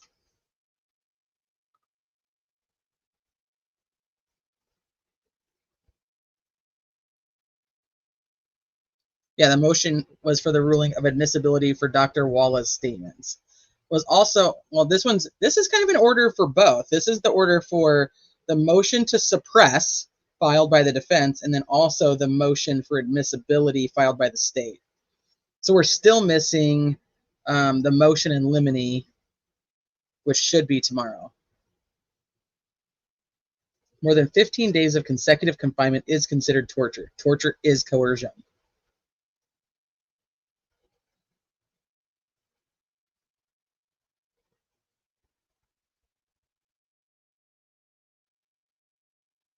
Yeah, but you know better than to think she's going to do that.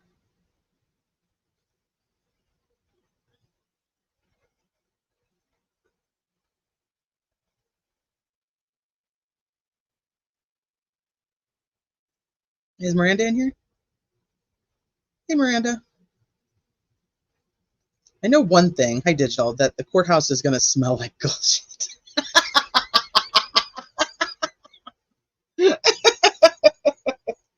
Oh, shit, that's funny. Does the state have a list of the confessions? Didn't Harshman just say approximately 61? Yeah.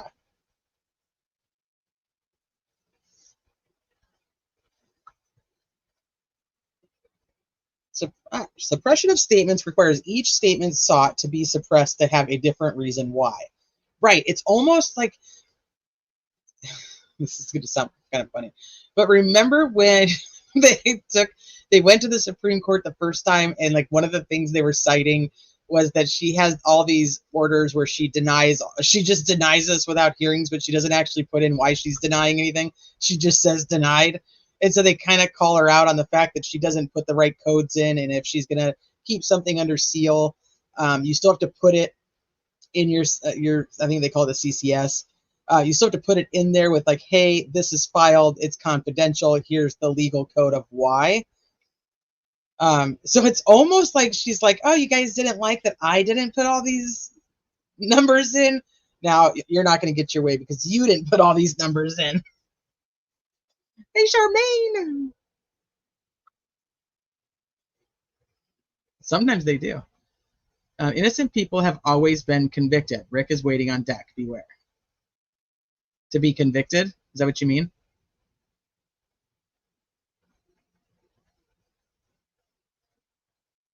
Harshman sent Holman like 200 statements. Holman narrowed it down to like 100, and Nick narrowed it down more.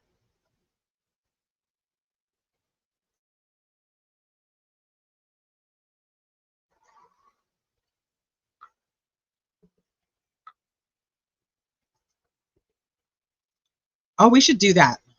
Let's do that. Let's do a poll and see if we think that Richard Allen would testify. I got to get into the stream though, so give me a second.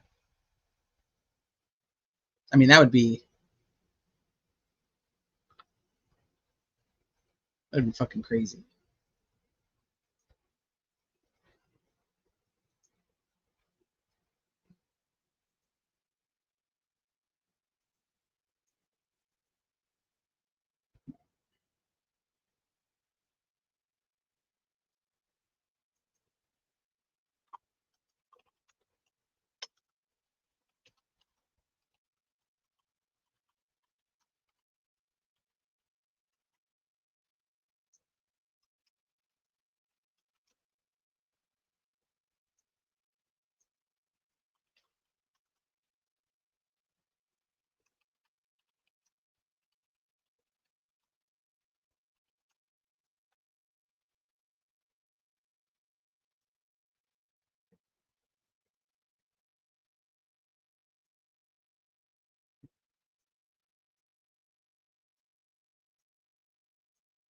All right, there you go. See what you guys think of that.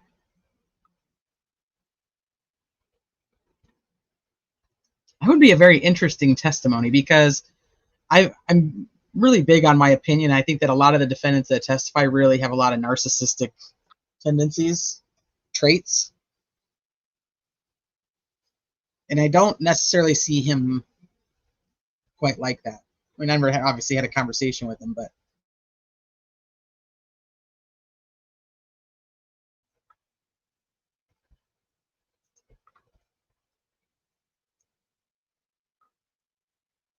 okay, let's finish reading this because, like I said, I'm feeling something a little different with the way this is going on.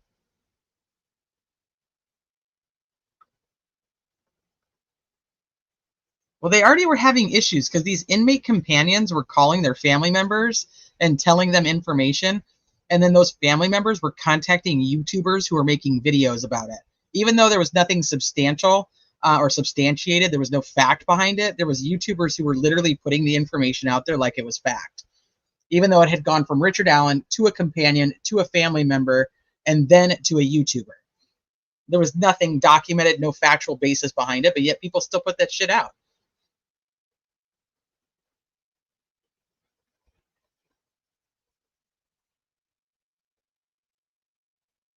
I feel like if they get in a video of him talking, like when he met with Holman, that wouldn't be a factor in deciding if he testifies. That's true. If you can get the interviews in that show him kind of already denying it and saying no, like that one where they're going back and forth, and Holman's like, I didn't have 3 girls see me on the bridge, and he's like, neither did I. I didn't have my unspent round found at the scene. He's like, neither did I.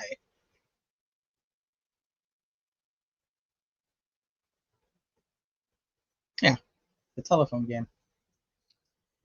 He will definitely be questioned by the prosecution if they're trying to link his voice to one recording.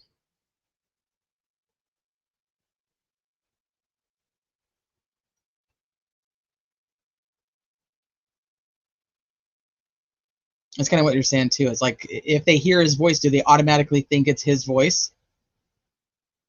Do they compare the voice from this guys down the hill? I know, CSM, me too. I'm right there with you. There's a few cases I get like this with, and it just, I'm honestly, I'm at the point that I want this case to go to trial, and I want the trial to be over, so then we can figure out where to go from there. If we feel like they got the right guy, if we feel like there's just a bunch of bullshit happening, if we, like, I want to know where we land after that. But at least we'd have more information in front of us. Because as of right now, I mean, we speculate so much because, like, it could go this way or it could go that way. Instead of saying, like, these 60 confessions are going to nail him, it's done. He's got 60 confessions. It's like, we don't even know what the fuck they say. We don't even know what they constitute or define as a confession.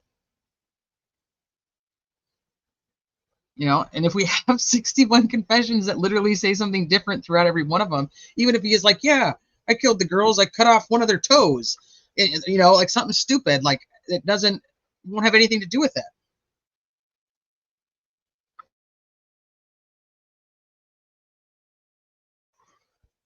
I doubt it, Rochelle. Hey, Salty Sweet Tea, I agree about being emotional about this case. I really want to at least have audio from trial.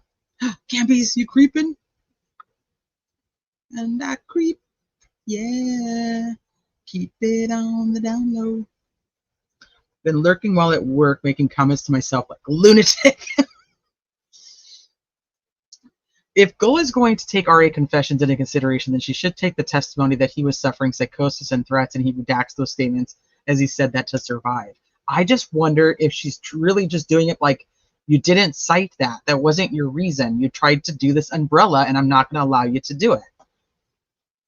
If you wanted them out, you should have cited what they were, and you should have cited a reason for each of them to be gone.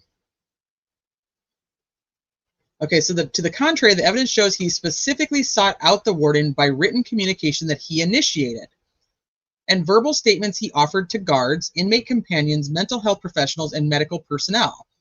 The defense, I thought it was communication that he had initiated, but then the warden doesn't have any of that. They only have what they said that the warden testified that he was like outside of his cell, and that's when he told them.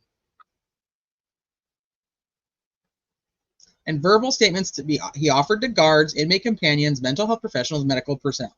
The defendant has failed to show any of these statements were the result of coercive interrogation by the state, or that they were the result of his pretrial detention. See, then she puts that in there.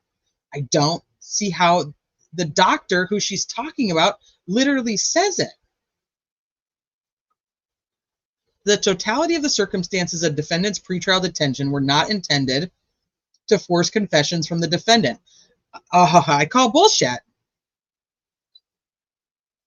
The totality of the circumstances of the defendant's pretrial detention were not intended to force confessions from the defendant. That's bullshit. That is utter bullshit.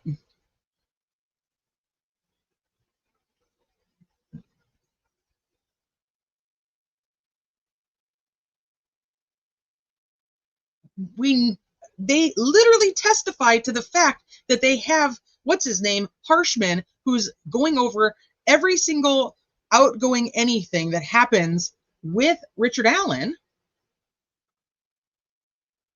And they don't do that to anybody else.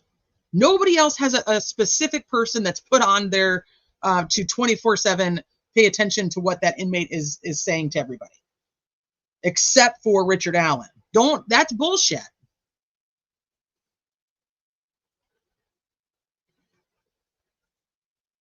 The totality of the circumstances of the defendant's pretrial detention were not intended to force confessions from the defendant. Fuck that. Somebody tell me now that he's confessing in Cass County.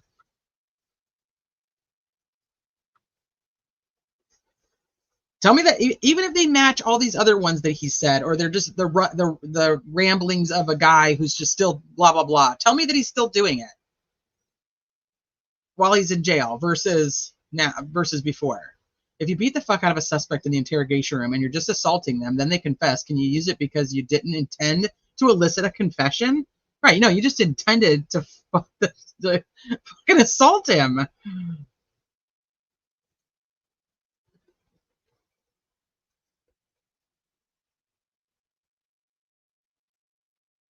Yeah, and then Liggett's like, ooh, let me get in there. Let me get in there.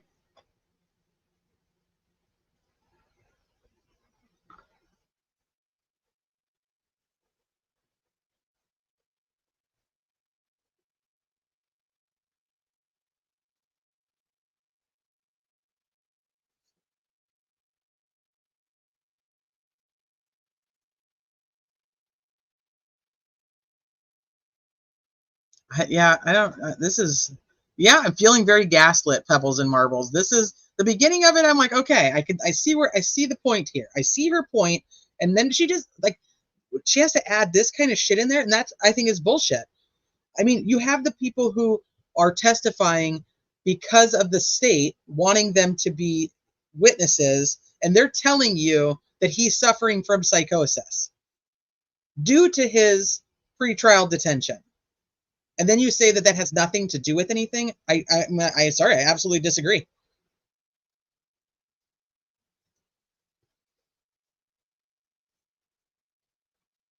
She literally made it up. Well, that's what we were talking about. Is that like the confession? I think they said something about ISP before, because we were talking about the Holman interview and what he was quote unquote confessing in that interview. And I remember.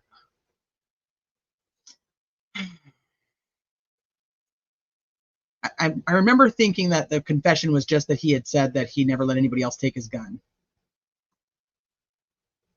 Unspent bullet wasn't found on the first day, and it's important to get it right the first time with the crime scene, especially if it's found 2 inches underground, according to what's his name? God, I can't even think of that guy's name anymore. Labrado. How long it had been there. I think that's important to know. I hope that the defense actually fucking figures out how long this unspent round was there.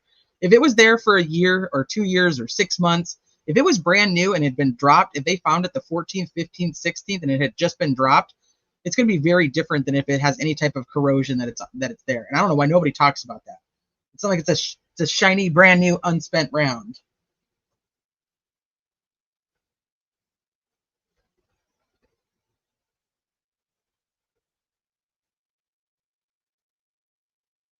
I don't actually think they did, DB. Because he was interviewed on the 13th and he wasn't interviewed again until the 26th. And the reason it was being asked had to do with the results from the fired rounds being compared to the unspent round. And you also have to take into consideration who these investigators are. I don't think they did ask. That's just my opinion, though. Or we obviously don't know.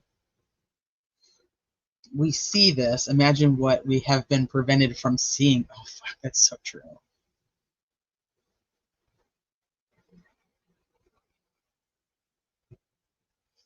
This has always been a big question.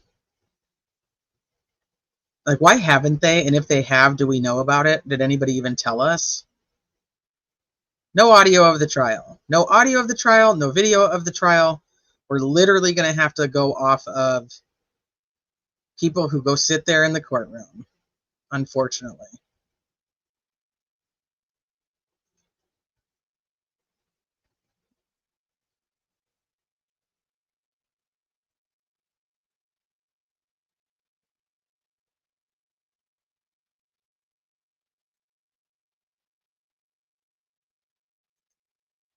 No, I think they were looking for a reason right then to arrest him. I think that Richard Allen was brought in under the guise of, we're going to go ahead and give you your car back, with no intention of ever giving his car back, in order to get him to say anything that would make it so they could hold him. Because remember, they don't actually arrest him on the 26th. They're just holding him because they still have to create the probable cause affidavit. And in the probable cause affidavit, they talk about this interview. That's my thoughts.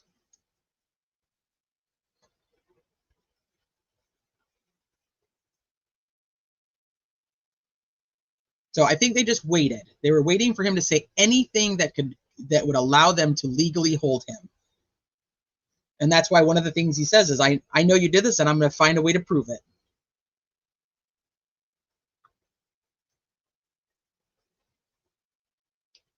I don't know, because we also don't know the timing of when Mullet and Liggett were actually questioning him, what they had found from the house yet, right? Phoebe? Because, I mean, they're questioning him the same day they're searching the house. So we don't technically know what Mullen and Liggett know about the gun yet, right?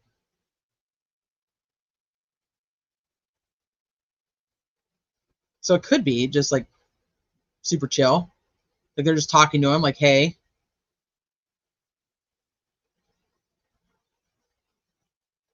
They took it on the 13th, though, is what I'm saying. So is this interview with Mullen at the same time that they're searching the house and taking the gun? Mullet.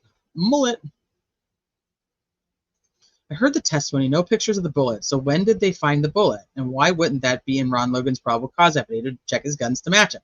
I agree with you. They did. They asked if he owned guns. I don't know if they asked specifically. Once again, another thing we don't know, what specifically type of gun he owned, right? Yeah, you're guilty of something. You're guilty and I know it, and I'm going to fucking prove it.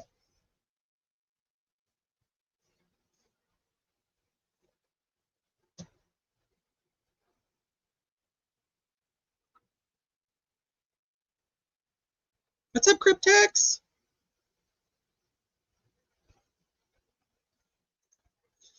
I was fucking with him in his head, recording him when he was with his attorney, lights on, no sleep, keeping you awake, dehydrated. Yeah, is it any of it going to matter? Is really going to come down to it. Is any of it going to matter?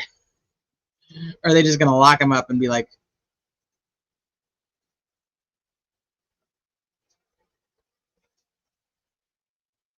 evidence number 16, Rick's gun evidence is 324.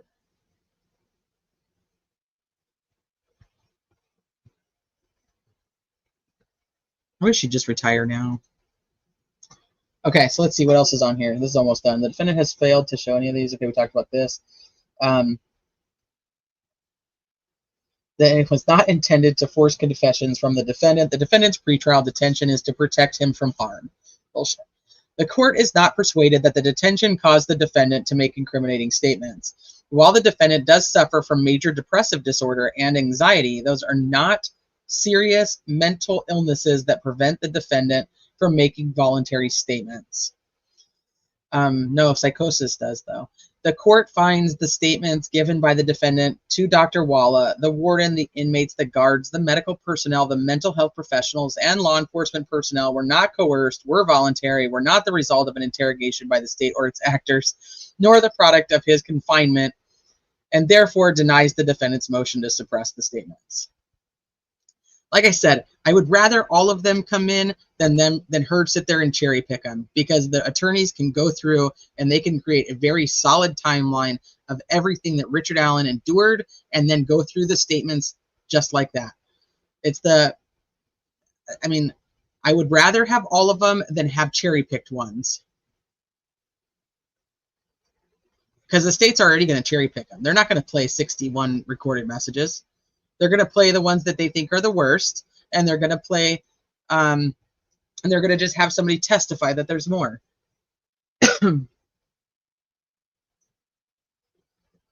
For her to act like there is no issue, that there was no medical issue, then there's a very big problem with the Indiana Department of Corrections that feels like their medical staff, it's okay for them to just start injecting people with Halidol.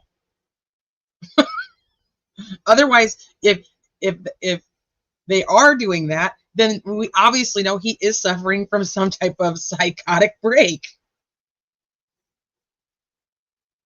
Yeah, they'll say it over and over again, especially in opening statements.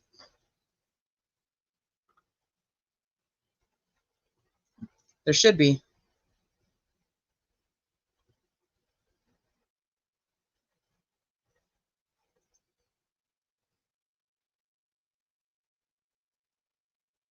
Dr. Walla, what a state actor, spoon feeder there. Talk about unethical. That's what I don't even know if at this point they're going to want to call Dr. Walla. I don't see how she's going to help them at all.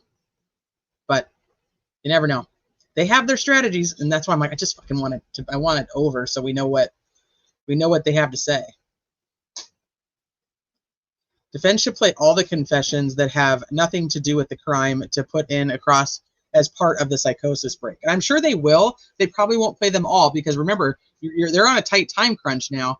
So depending on how long these are, I don't know what they'll do.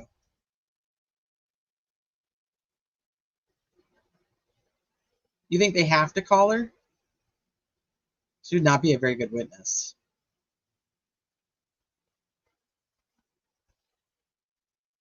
The feds ain't coming. Even though they should.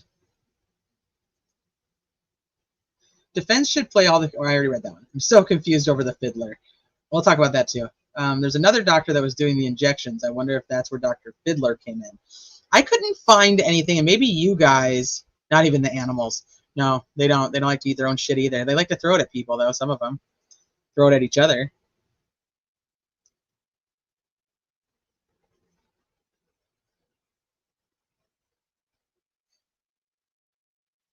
They're going to get the statement. Look at a lot of the statements will probably just come in based on the people who recorded them. You know, you can have Harshman come in and probably go through a ton of these.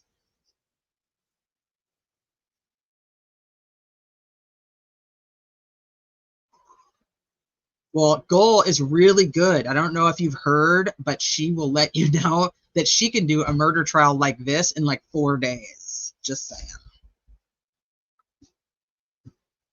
Yeah, it's Dr. Holly Dahl.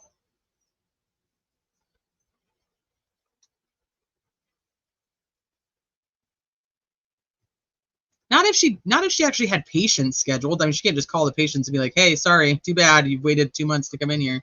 I mean, I guess she could. Yeah, she can do a death penalty case in 4 days. She's very good like that. Okay, let's just see. So these are some of the filings from this week. I found this one just kind of entertaining, so I'm just going to kind of go over it. At the request of counsel of record for the defendant and the state of Indiana, the court orders the clerk of Carroll County to withdraw these attorneys' appearances in this cause. These attorneys entered appearances as interveners or a limited appearance. As interveners or as a limited appearance, the need for their appearances to remain on the record has ceased. A couple of these, I think, were the... I was asking around. I think a couple of these were the attorneys for like the Indiana Department of Corrections, because a couple of them I didn't really recognize. There's also a couple names on here that we do know. So we've got Michael Osbrook, who filed on behalf of the attorneys during that case. We have Kara Weinecke, who was the one that was in charge of filing the original actions with the Supreme Court. We have David Hennessy, who'd entered his appearance on behalf of the attorneys during that case. We have Kevin Greenlee, of the murder sheet, who had entered his appearance in order to request documents, who has been on the record since, FYI, who has been had his appearance on the record. And then we have this Jessica Meek, Daniel Byron, and Margaret Christensen. And so they've asked for all of these guys to be removed. Hey, Junior, all of these guys to be removed and their appearances to be gone. So the only reason I found this just kind of interesting is because we've heard a lot on social media that Michael Osbrook, Kara Weinecke, David Hennessy have continuously broken a gag order that has to do with this case by being on YouTube channels or by posting on Twitter or having any conversations with people about anything. So I just want to make sure that everybody understands, and we've talked about this before, that everybody understands there isn't a gag order when it comes to them. They are not part of the case against Richard Allen. But if these people were under a gag order, that means these people were too. So I just want, before anybody goes live and says again that any of these people are part of a gag order, just consider these people would be too.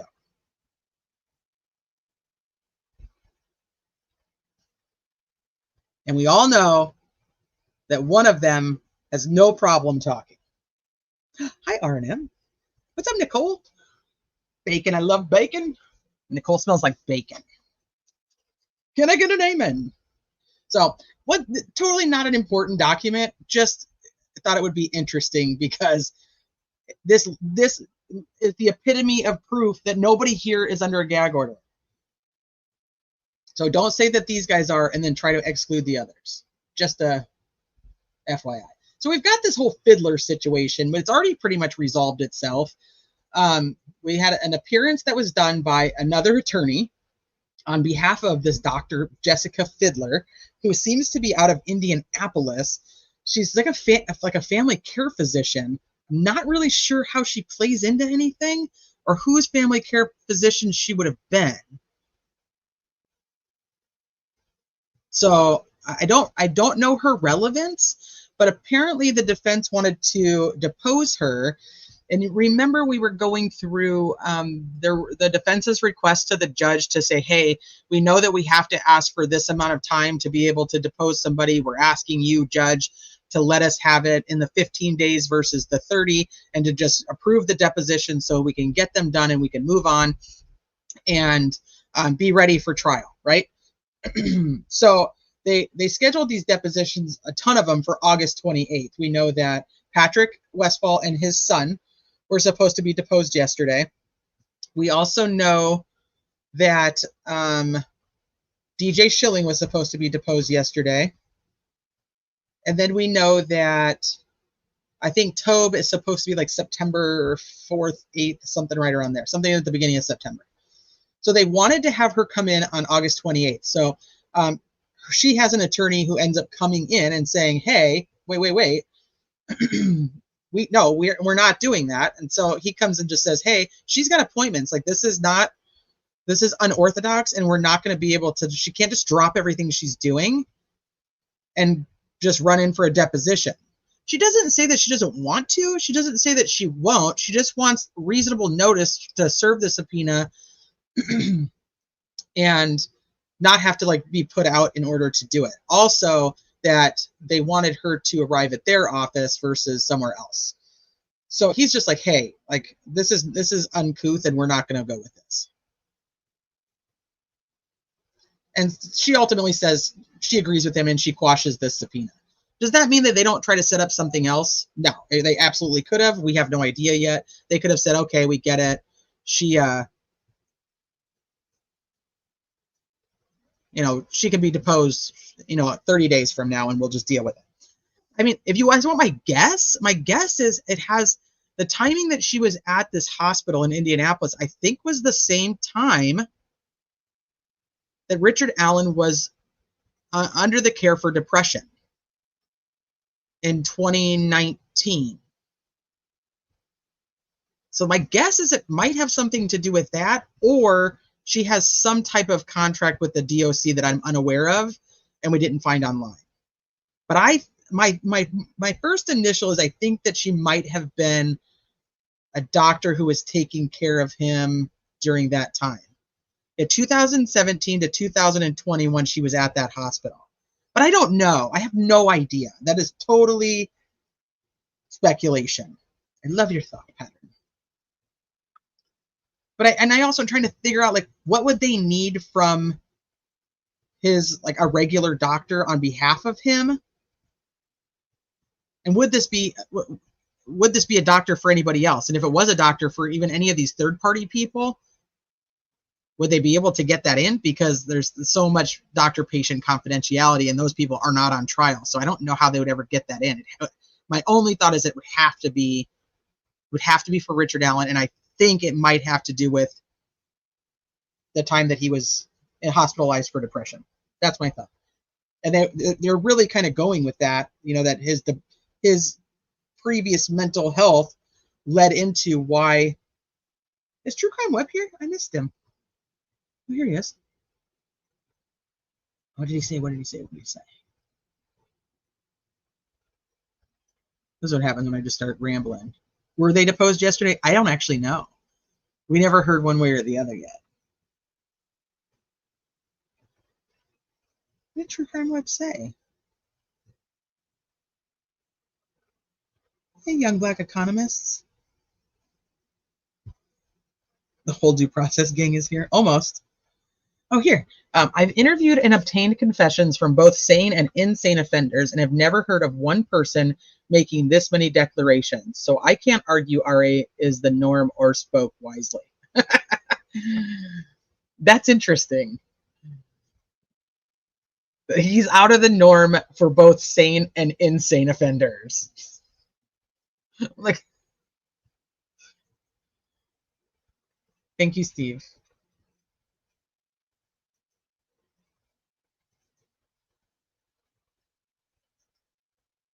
Dr. Wallace sympathetic to Richard Allen. Her other behavior was unethical, but she was not out to get him.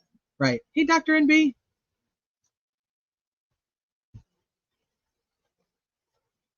Okay.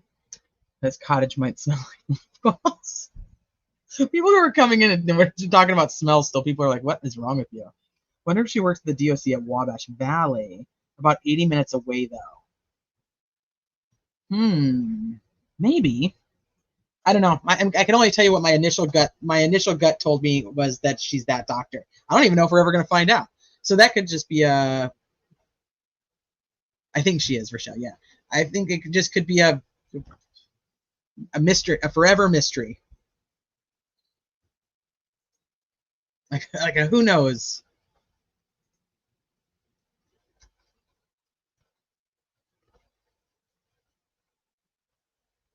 So nice lady with no ethics, lacking skills.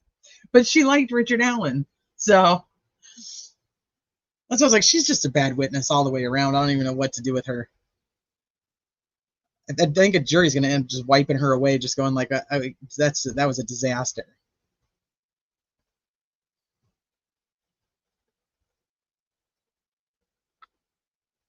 No, she was not. Not at all. But she did watch Criminality's YouTube channel, so, I mean, she can't be all bad, right? Just saying. All right, give me 1 second. I'm going to grab a drink, and then we're going to go through. This one is another one that we missed that came out a few days ago. This is the state's response to the defendant's memorandum. So we're going to read through this, but I got to get another drink. Hold on 1 second.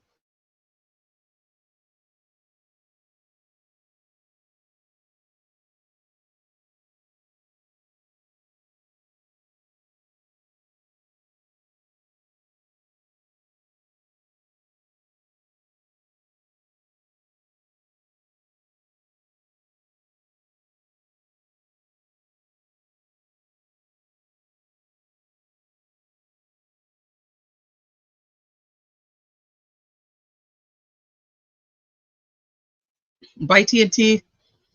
Phoenix, you fucking fell asleep. What the hell? He was interviewed in the Down the Hill doc, right? Who are we talking about? Let me go back up to criminal.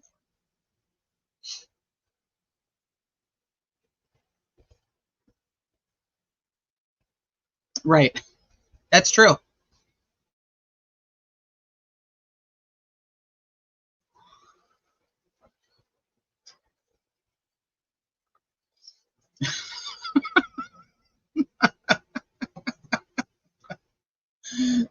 shit.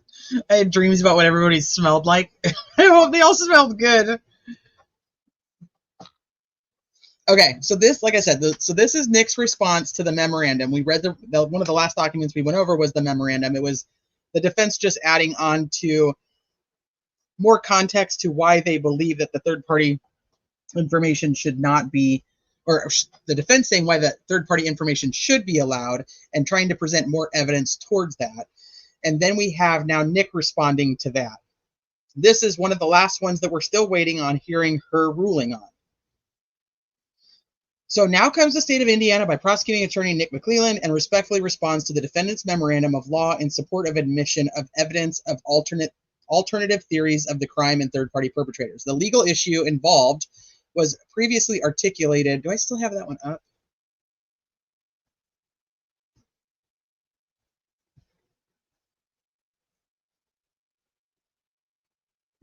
I think everything I have up is going through a different live.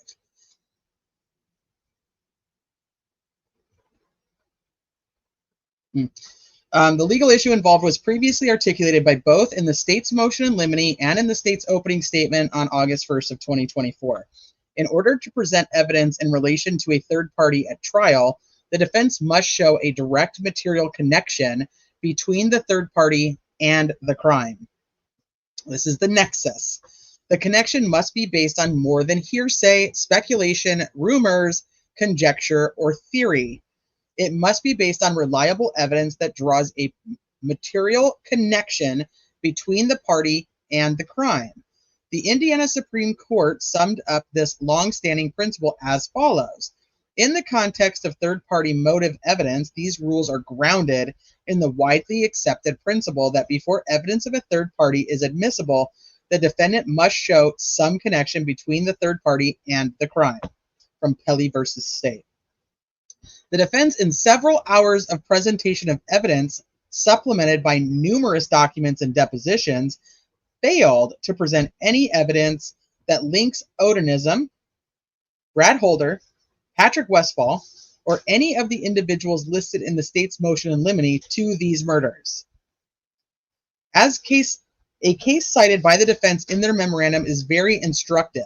The case coincidentally named Allen versus State involved a robbery and triple murder at an Osco drugstore in South Bend. The Court of Appeals ruled that it was reversible error not to allow the testimony of a witness, Bethel, regarding a third-party suspect, Crenshaw. Bethel testified outside the presence of the jury to the following, that he and Crenshaw had, quote-unquote, cased the Osco store several days before the murders in anticipation of robbing it. That Bethel, on the very morning of the murders, observed Crenshaw only blocks away from the Oscos and coming from the direction of the Oscos, and then heard Crenshaw say he had just got some money and people were killed. That Crenshaw paid cash for hotel rooms the evening following the robbery and finally on the evening of the murders. Crenshaw told Bethel that the situation at Oscos had gone bad and 3 people were dead. So, like saying, hey, there was a third-party nexus here because you have these other people. Hold on one second, you guys.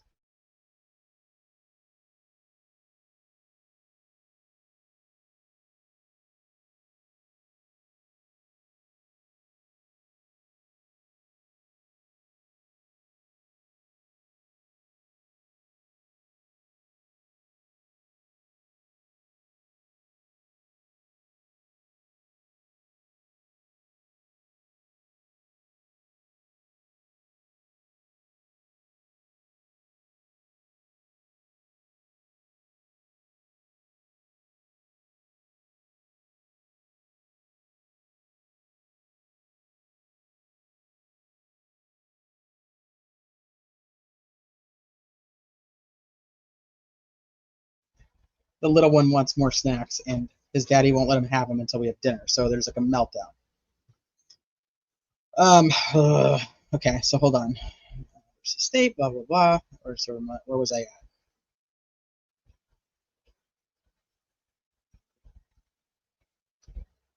Had gone bad and 3 people were dead. Okay. In Joyner versus State, the Indiana Supreme Court ruled that it was error not to allow third-party evidence regarding a coworker of the murder victim.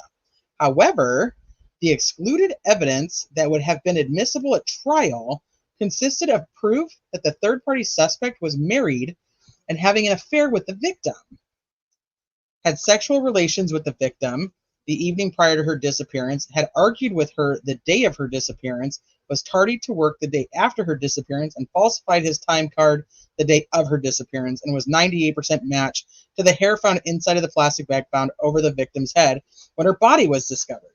Hair that had been determined not to belong to either the victim or the defendant. Okay. And was a 98% match to the hair found inside the plastic bag found over the victim's head when her body was discovered. Hair that had been determined not to belong to the defendant or. Okay, so this third party had, so he's just going over the nexus, I guess, of how this person actually was attached to this victim. Okay, so well, here's the issue with this. We don't have any of that because they didn't fucking investigate them. They just stopped looking at them. So he's saying like they had all of this stuff, but that's because it was continuously investigated. So now whose DNA is it? Is that, I mean, are we going to go the third party suspect is the DNA?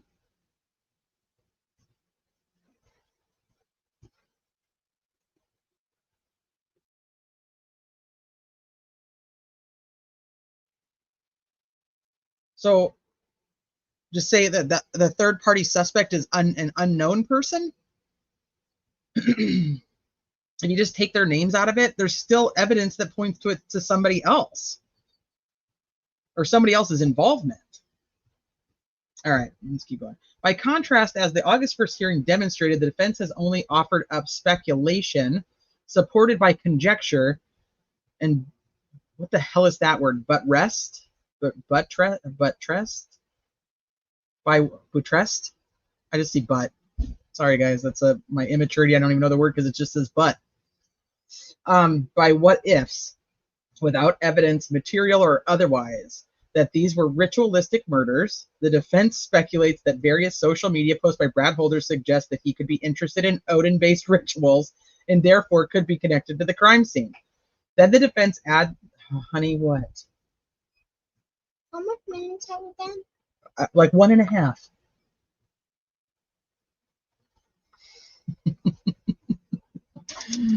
It just says but. It's just but.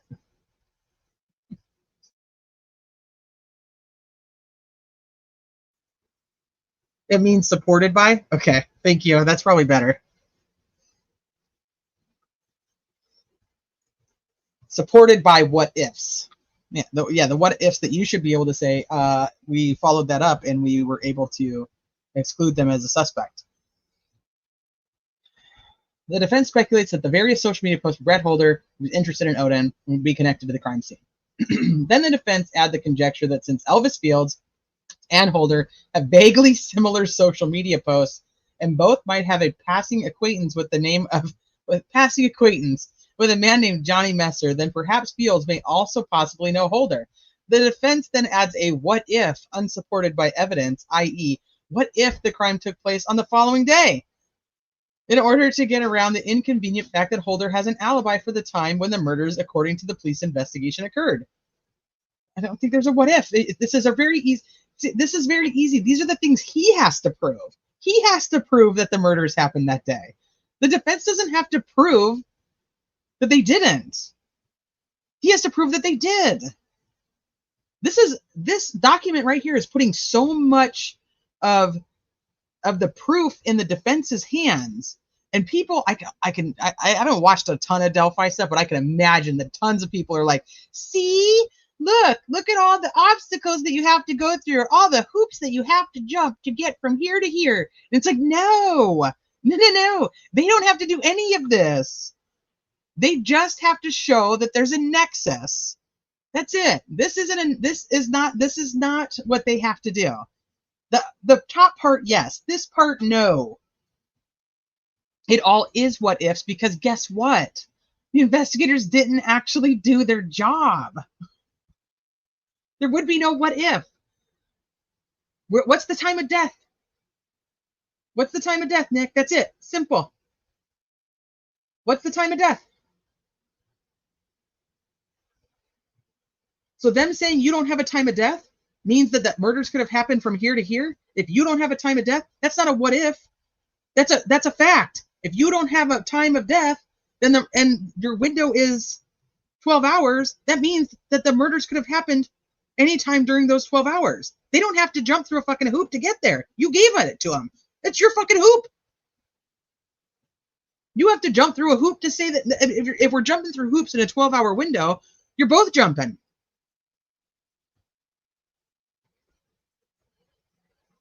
This is frustrating to me because this is putting a lot of burden on the defense team that they don't actually have. They just have to show that there's a nexus.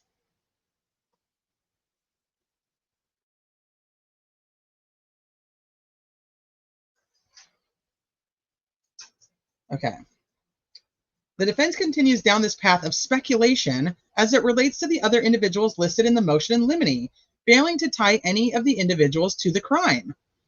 The state further showed through irrefutable evidence that none of the third-party suspects listed by the defense were in the area of the crime scene on the day of the murders and that none of them have any ties to the crime scene. When did the state show that? Anybody who was at the hearings? Anybody? Bueller? When did the state prove with irrefutable evidence that none of those people were at the crime scene?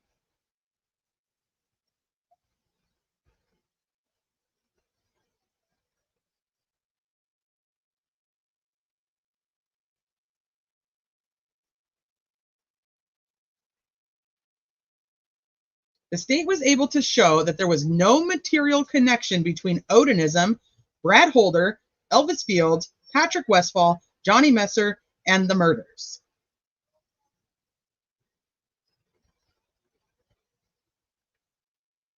Merely because law enforcement in the days, weeks, and months following the murders pursued and followed up on various tips, rumors, and theories does not mean that the trier of fact should be misled, confused, or distracted by tips, rumors, and theories unsupported by admissible evidence.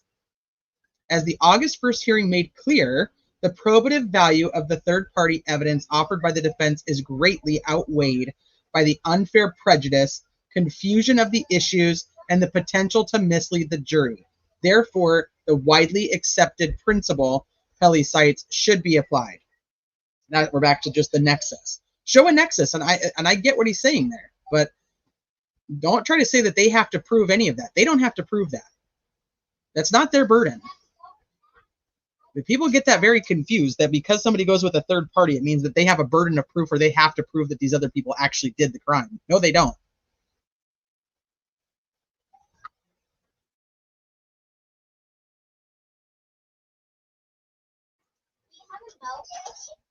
Do you have Hold any on. notes? What are you talking about, honey? Like a little sticky note. I can write, like, call Sue so I don't forget it because I'm talking around and I can't do mics with someone I'm talking to. Okay. Do you have a You note? can't type it in there? I don't know how to type it in. I don't really have anything. Let me see. Hold on. You just want me to say call it? If we'll call you back?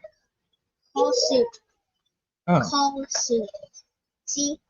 Remember this game? Yeah? The Iron Man game where you have to say call Sue? Oh, I thought you said call soon. Okay. All right. So wherefore the state requests the court to grant the state's motion in limine in regard to the third-party evidence proffered by the defense and for all other just and proper relief in the premises. If there's something I'm missing where Nick did, or Nick or the state, I should say, where does it say that at? Right here. The state showed irrefutable evidence that these people were not there. Somebody tell me where and when.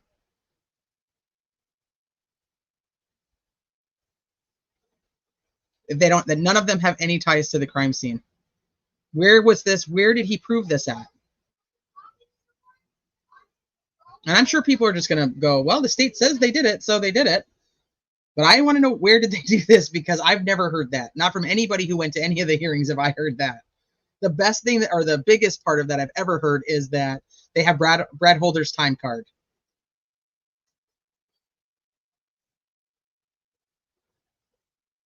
I expect while we don't know certain details, there will be observable rigors, exposed blood processes, stomach contents, etc., that will show some timeline since death or injuries. I hope so. We were talking about that a little bit earlier, True Crime Web.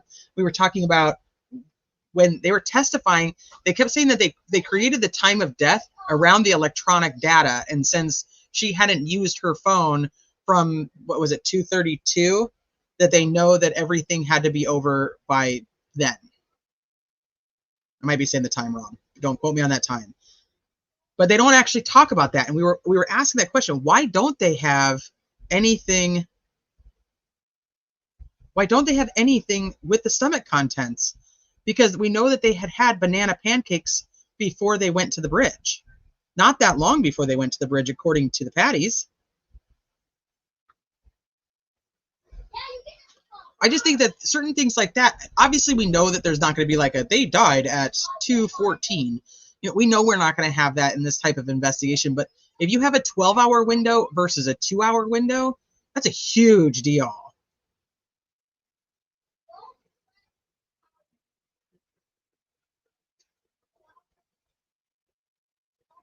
You said 3:30. Okay, thank you. But anything that tries to like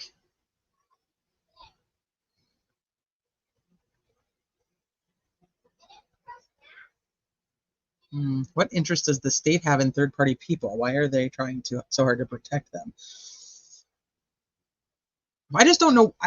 If there's not a follow-up on the investigation, that's why I keep saying like that is more of a defense that they stopped investigating these people. They didn't follow through with all the search warrants. They didn't follow through with all the phone warrants. They stopped.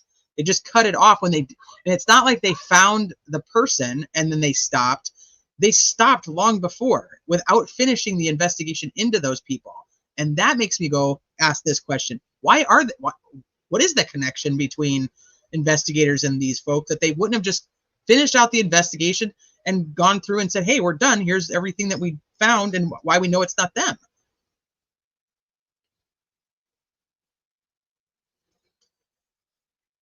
Ned Smith, Rod Abrams, Keegan Kline, Jerry Klein, and Ron Logan. Well, you have Keegan Kline, who says that him and Tony were there. So you have a confession. So he doesn't want to bring them up because there's a nexus. You have Ron Logan, who was on the property, who says he wasn't at the property. And then we find out that he absolutely was at the property. So, and it's his property. So I think you've already got a nexus there. So that would be weird.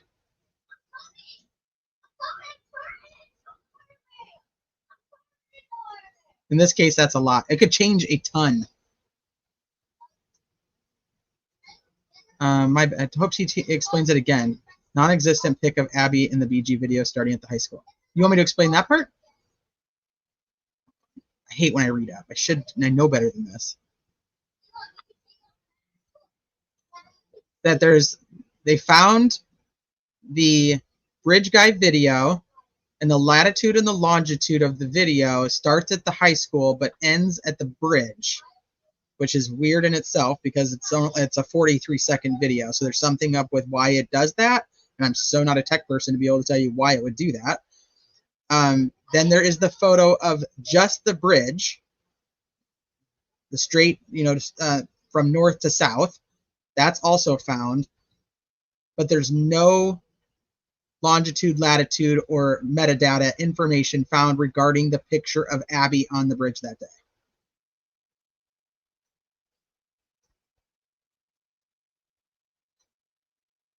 Irrefutable is one hell of a standard. Yeah, I mean, that means like you know exactly where these people were, what they were doing, and they were not there.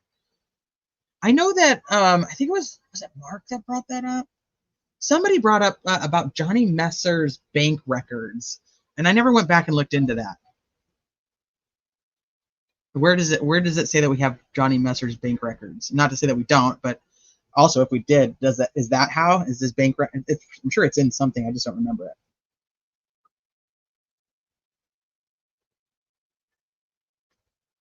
Supposedly the bridge photo and the photo of Abby are both posted to Snapchat because they are screenshotted by her friend with the one that it says twin on the top. Most people don't actually look at that picture very often. Most people use the one that Kyle screenshotted. That's like the one that says 7 hours ago. Master strikes me as a cash-only kind of guy.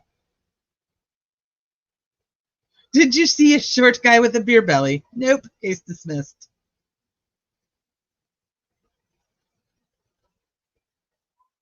I know, he's so good.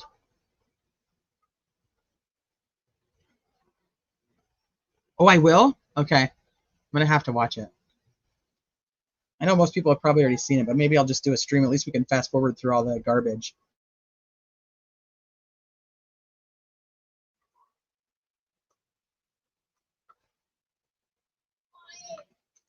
Explain why the video could be. I don't know if I'm the right person to be able to do that, but it just has. I know it has something to do with where the longitude and the latitude of that video originates. Now, I'm not tech savvy enough to be able to figure out why it would start in one place and move to another.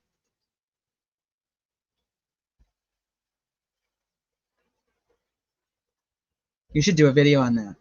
Holman testified to that in the hearing. You should do a video on that. I agree. I agree. If they are basing on cell data for time of death, that is the stupidest thing I've heard in a long time. I love Crime Web. You can quote me on that. Abduction and control possible, death no. That's what he did. He testified to that. I mean, hopefully we'll get the transcript soon and we'll have the exact quote. But yeah, that's what he said, that they based the time of death on the electronics. And that when the phone stopped moving, because her Apple Health data was no longer tracking her steps after 2:32. And then that's when Auger comes in and says, but was it tracking steps on the way to the bridge? Like when the phone was in the car? And they're like, no. It's like, okay, well then how do we know the phone wasn't actually in another vehicle? And that's why it wasn't tracking steps anymore. I don't know. But he says it was based on the cell data. So, but we'll get an update on the transcript situation. Let me just double check my email. I figured I wouldn't have anything tonight. But as of right now, with the transcripts, we did get notification today that the attorneys have received their copy of the transcripts, which means they're done and our copies should be available very soon. And Jody, I don't know. Jody just she just stopped responding to my email. She was like, I don't have time for you. But I did send her an email today. It was kind of late in the afternoon and they're 3 hours ahead of me. So she may not get it till tomorrow. So hopefully I hear back from her tomorrow. I just asked her simply when our copy was going to be available for pickup so that I can send the money to the person who's going to pick it up and she can go get them. So that's kind of where we're at with it. We're just waiting to hear from her on when we can actually go get them. Let me see. What did digital say? Everybody's, hey, Caitlin. What's up, Odie Doty? But yeah, it was up. Yep, the transcripts. The attorneys have received the transcripts. Well, and Lauren, here's a weird thing about that is we actually know they were all at the CVS at some point. Not to say they actually saw Richard Allen there, but we do have posts from almost every one of the witnesses being going to CVS at some point. They need to call Eric Williams. I wonder if they will. Oh yeah, where did you share it again? Right here. I'm gonna go once I can go back to the regular channel. I'll go to your channel and see what you put on there for that, because I want to know more about Evansdale. I just time wise, I want to get the Idaho hearing done. I want to get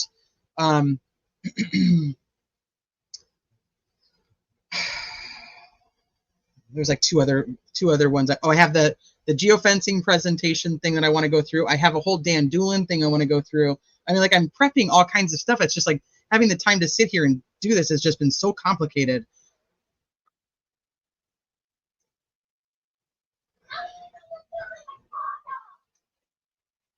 So it was the empty bridge pic, and they added Abby to the pic they put out. No idea. So the picture of Abby is facing from south to north.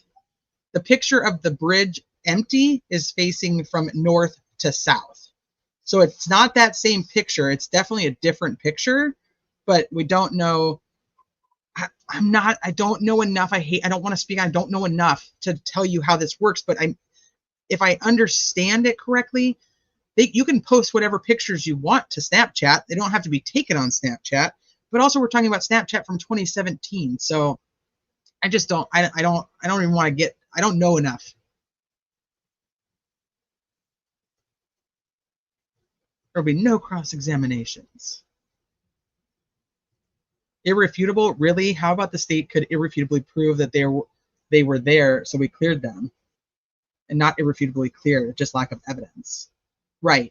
But that's why I'm like, he says irrefutable, the state showed through irrefutable evidence that none of the third-party suspects listed by the defense were in the area of the crime scene on the day of the murders. I've never heard anybody say that anything has ever been shown that is irrefutable evidence. I would think that we would know about that.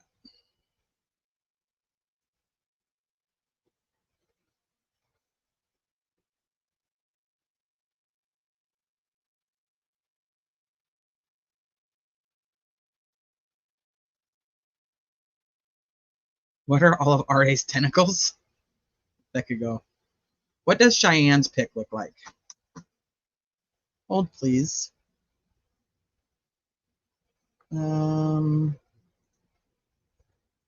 Let's see if they'll load. Nothing in my Delphi stuff ever wants to load because there's just so much of it. I need to really figure out somewhere else to put it so it has. So Cheyenne has a couple pictures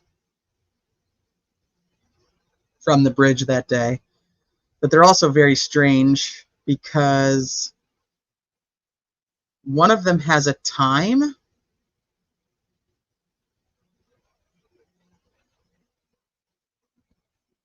and Snapchat didn't put times on there.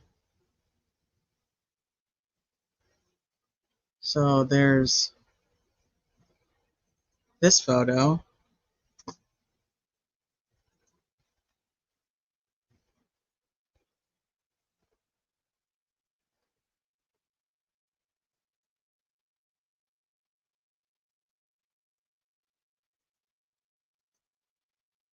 And then there's this photo. This is the one that's from the Faith in Man. I don't know if you guys remember that. We could do a whole live on Cheyenne stuff. That's a crazy ass rabbit hole.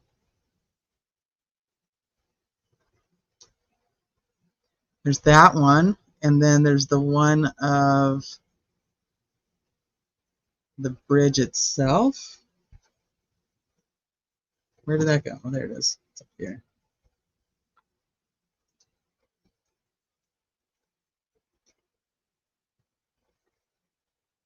It's supposedly paint.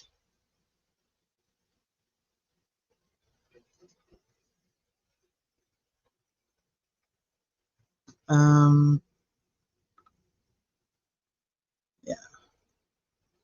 The problem with doing anything on Cheyenne stuff is that there is somebody who created a fake Cheyenne account and went into groups. So this is the one, yeah, 349. So this is from Snapchat. And the way that it's on here, but no other Snapchat photos that I could find ever say this.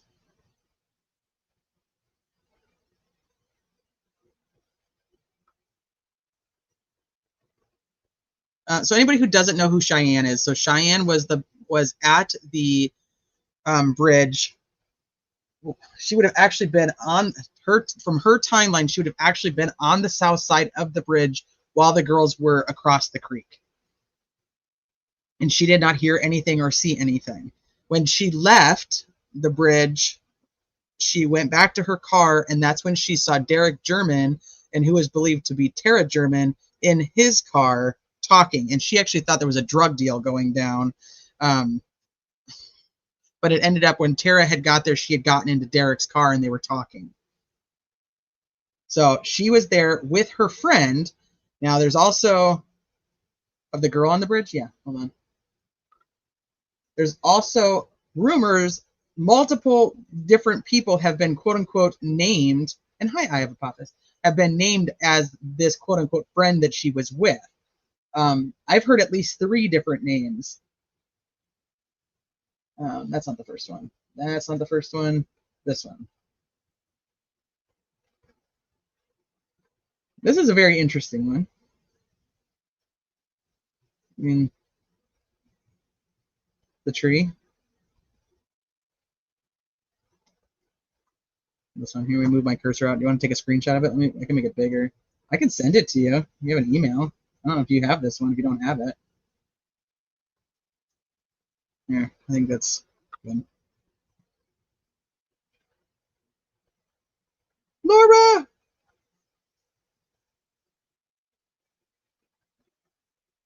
Laura and I have talked a lot about the Cheyenne stuff and just trying to figure out what's the what. Who were the people that FSG heard fighting? From my understanding, it was Daniel Pearson and his girlfriend. You can have the transcripts emailed to you. When I had asked her about that prior, she was not inclined to do that. So I will ask her again. Right now, I'm just hoping to get a fucking response, to be honest with you. But she wanted them picked up in cash, or it had to be cash or cashier's check, and then she wanted them picked up.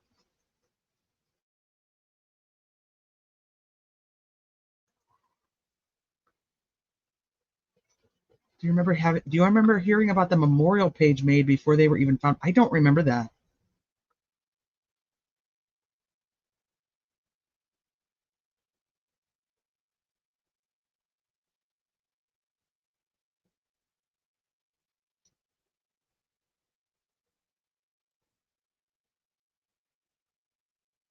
There's a few, yeah, she has like 4 of them, I think. I think I showed that one. Did I show this one? I don't remember which ones I showed. Here, I'll just bring them back up again. There's that one.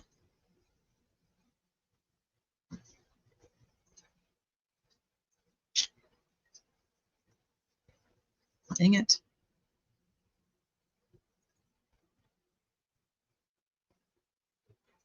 That one.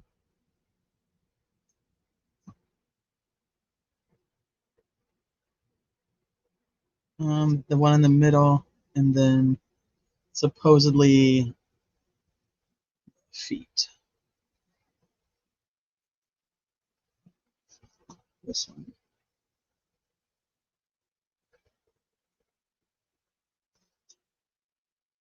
Now, this one doesn't make a lot of sense to be hers because the shoes in here are not the shoes there. So I've never really understood this whole thing. There was a big bit of a conspiracy on who these people actually were and if they weren't really her.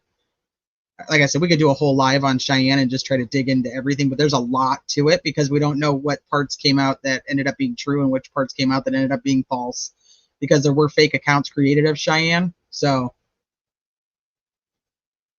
it makes it kind of convoluted. All right, I'll ask her, Rosie, as soon as I do hear back from her.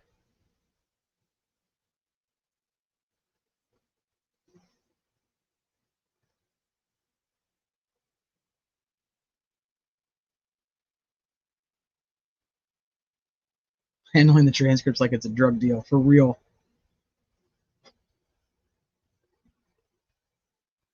Right.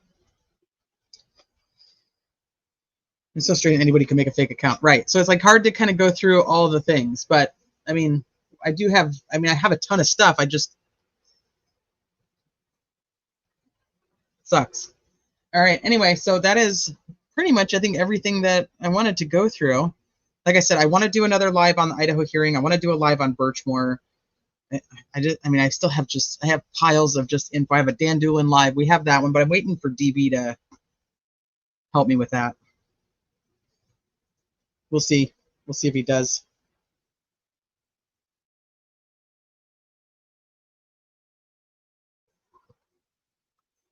All right, I'm going to wrap it up, but thank you guys for being here. As always, I appreciate you guys, and I know that you guys have 1,000 other places that you guys could spend your time, but you choose to spend your time here with me, And I appreciate you guys very much. If I can swing it, I will try. I don't know. I'm gonna play it by ear. I hate promise you guys that I'm gonna be here and then I don't fucking show up and then I feel like a loser. So I'll just be back when I'm back. But thank you guys for being here. Thank you guys for hanging out with me. Thank you for your input. Thank you for your knowledge. I'll see you guys as soon as I can. Go enjoy the rest of your Thursday, and hopefully I'll see you tomorrow. Do you dare to follow me down? Head into the unknown.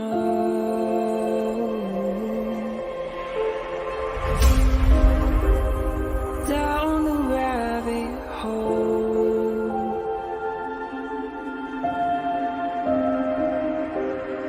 Where it stops, no one knows. We're going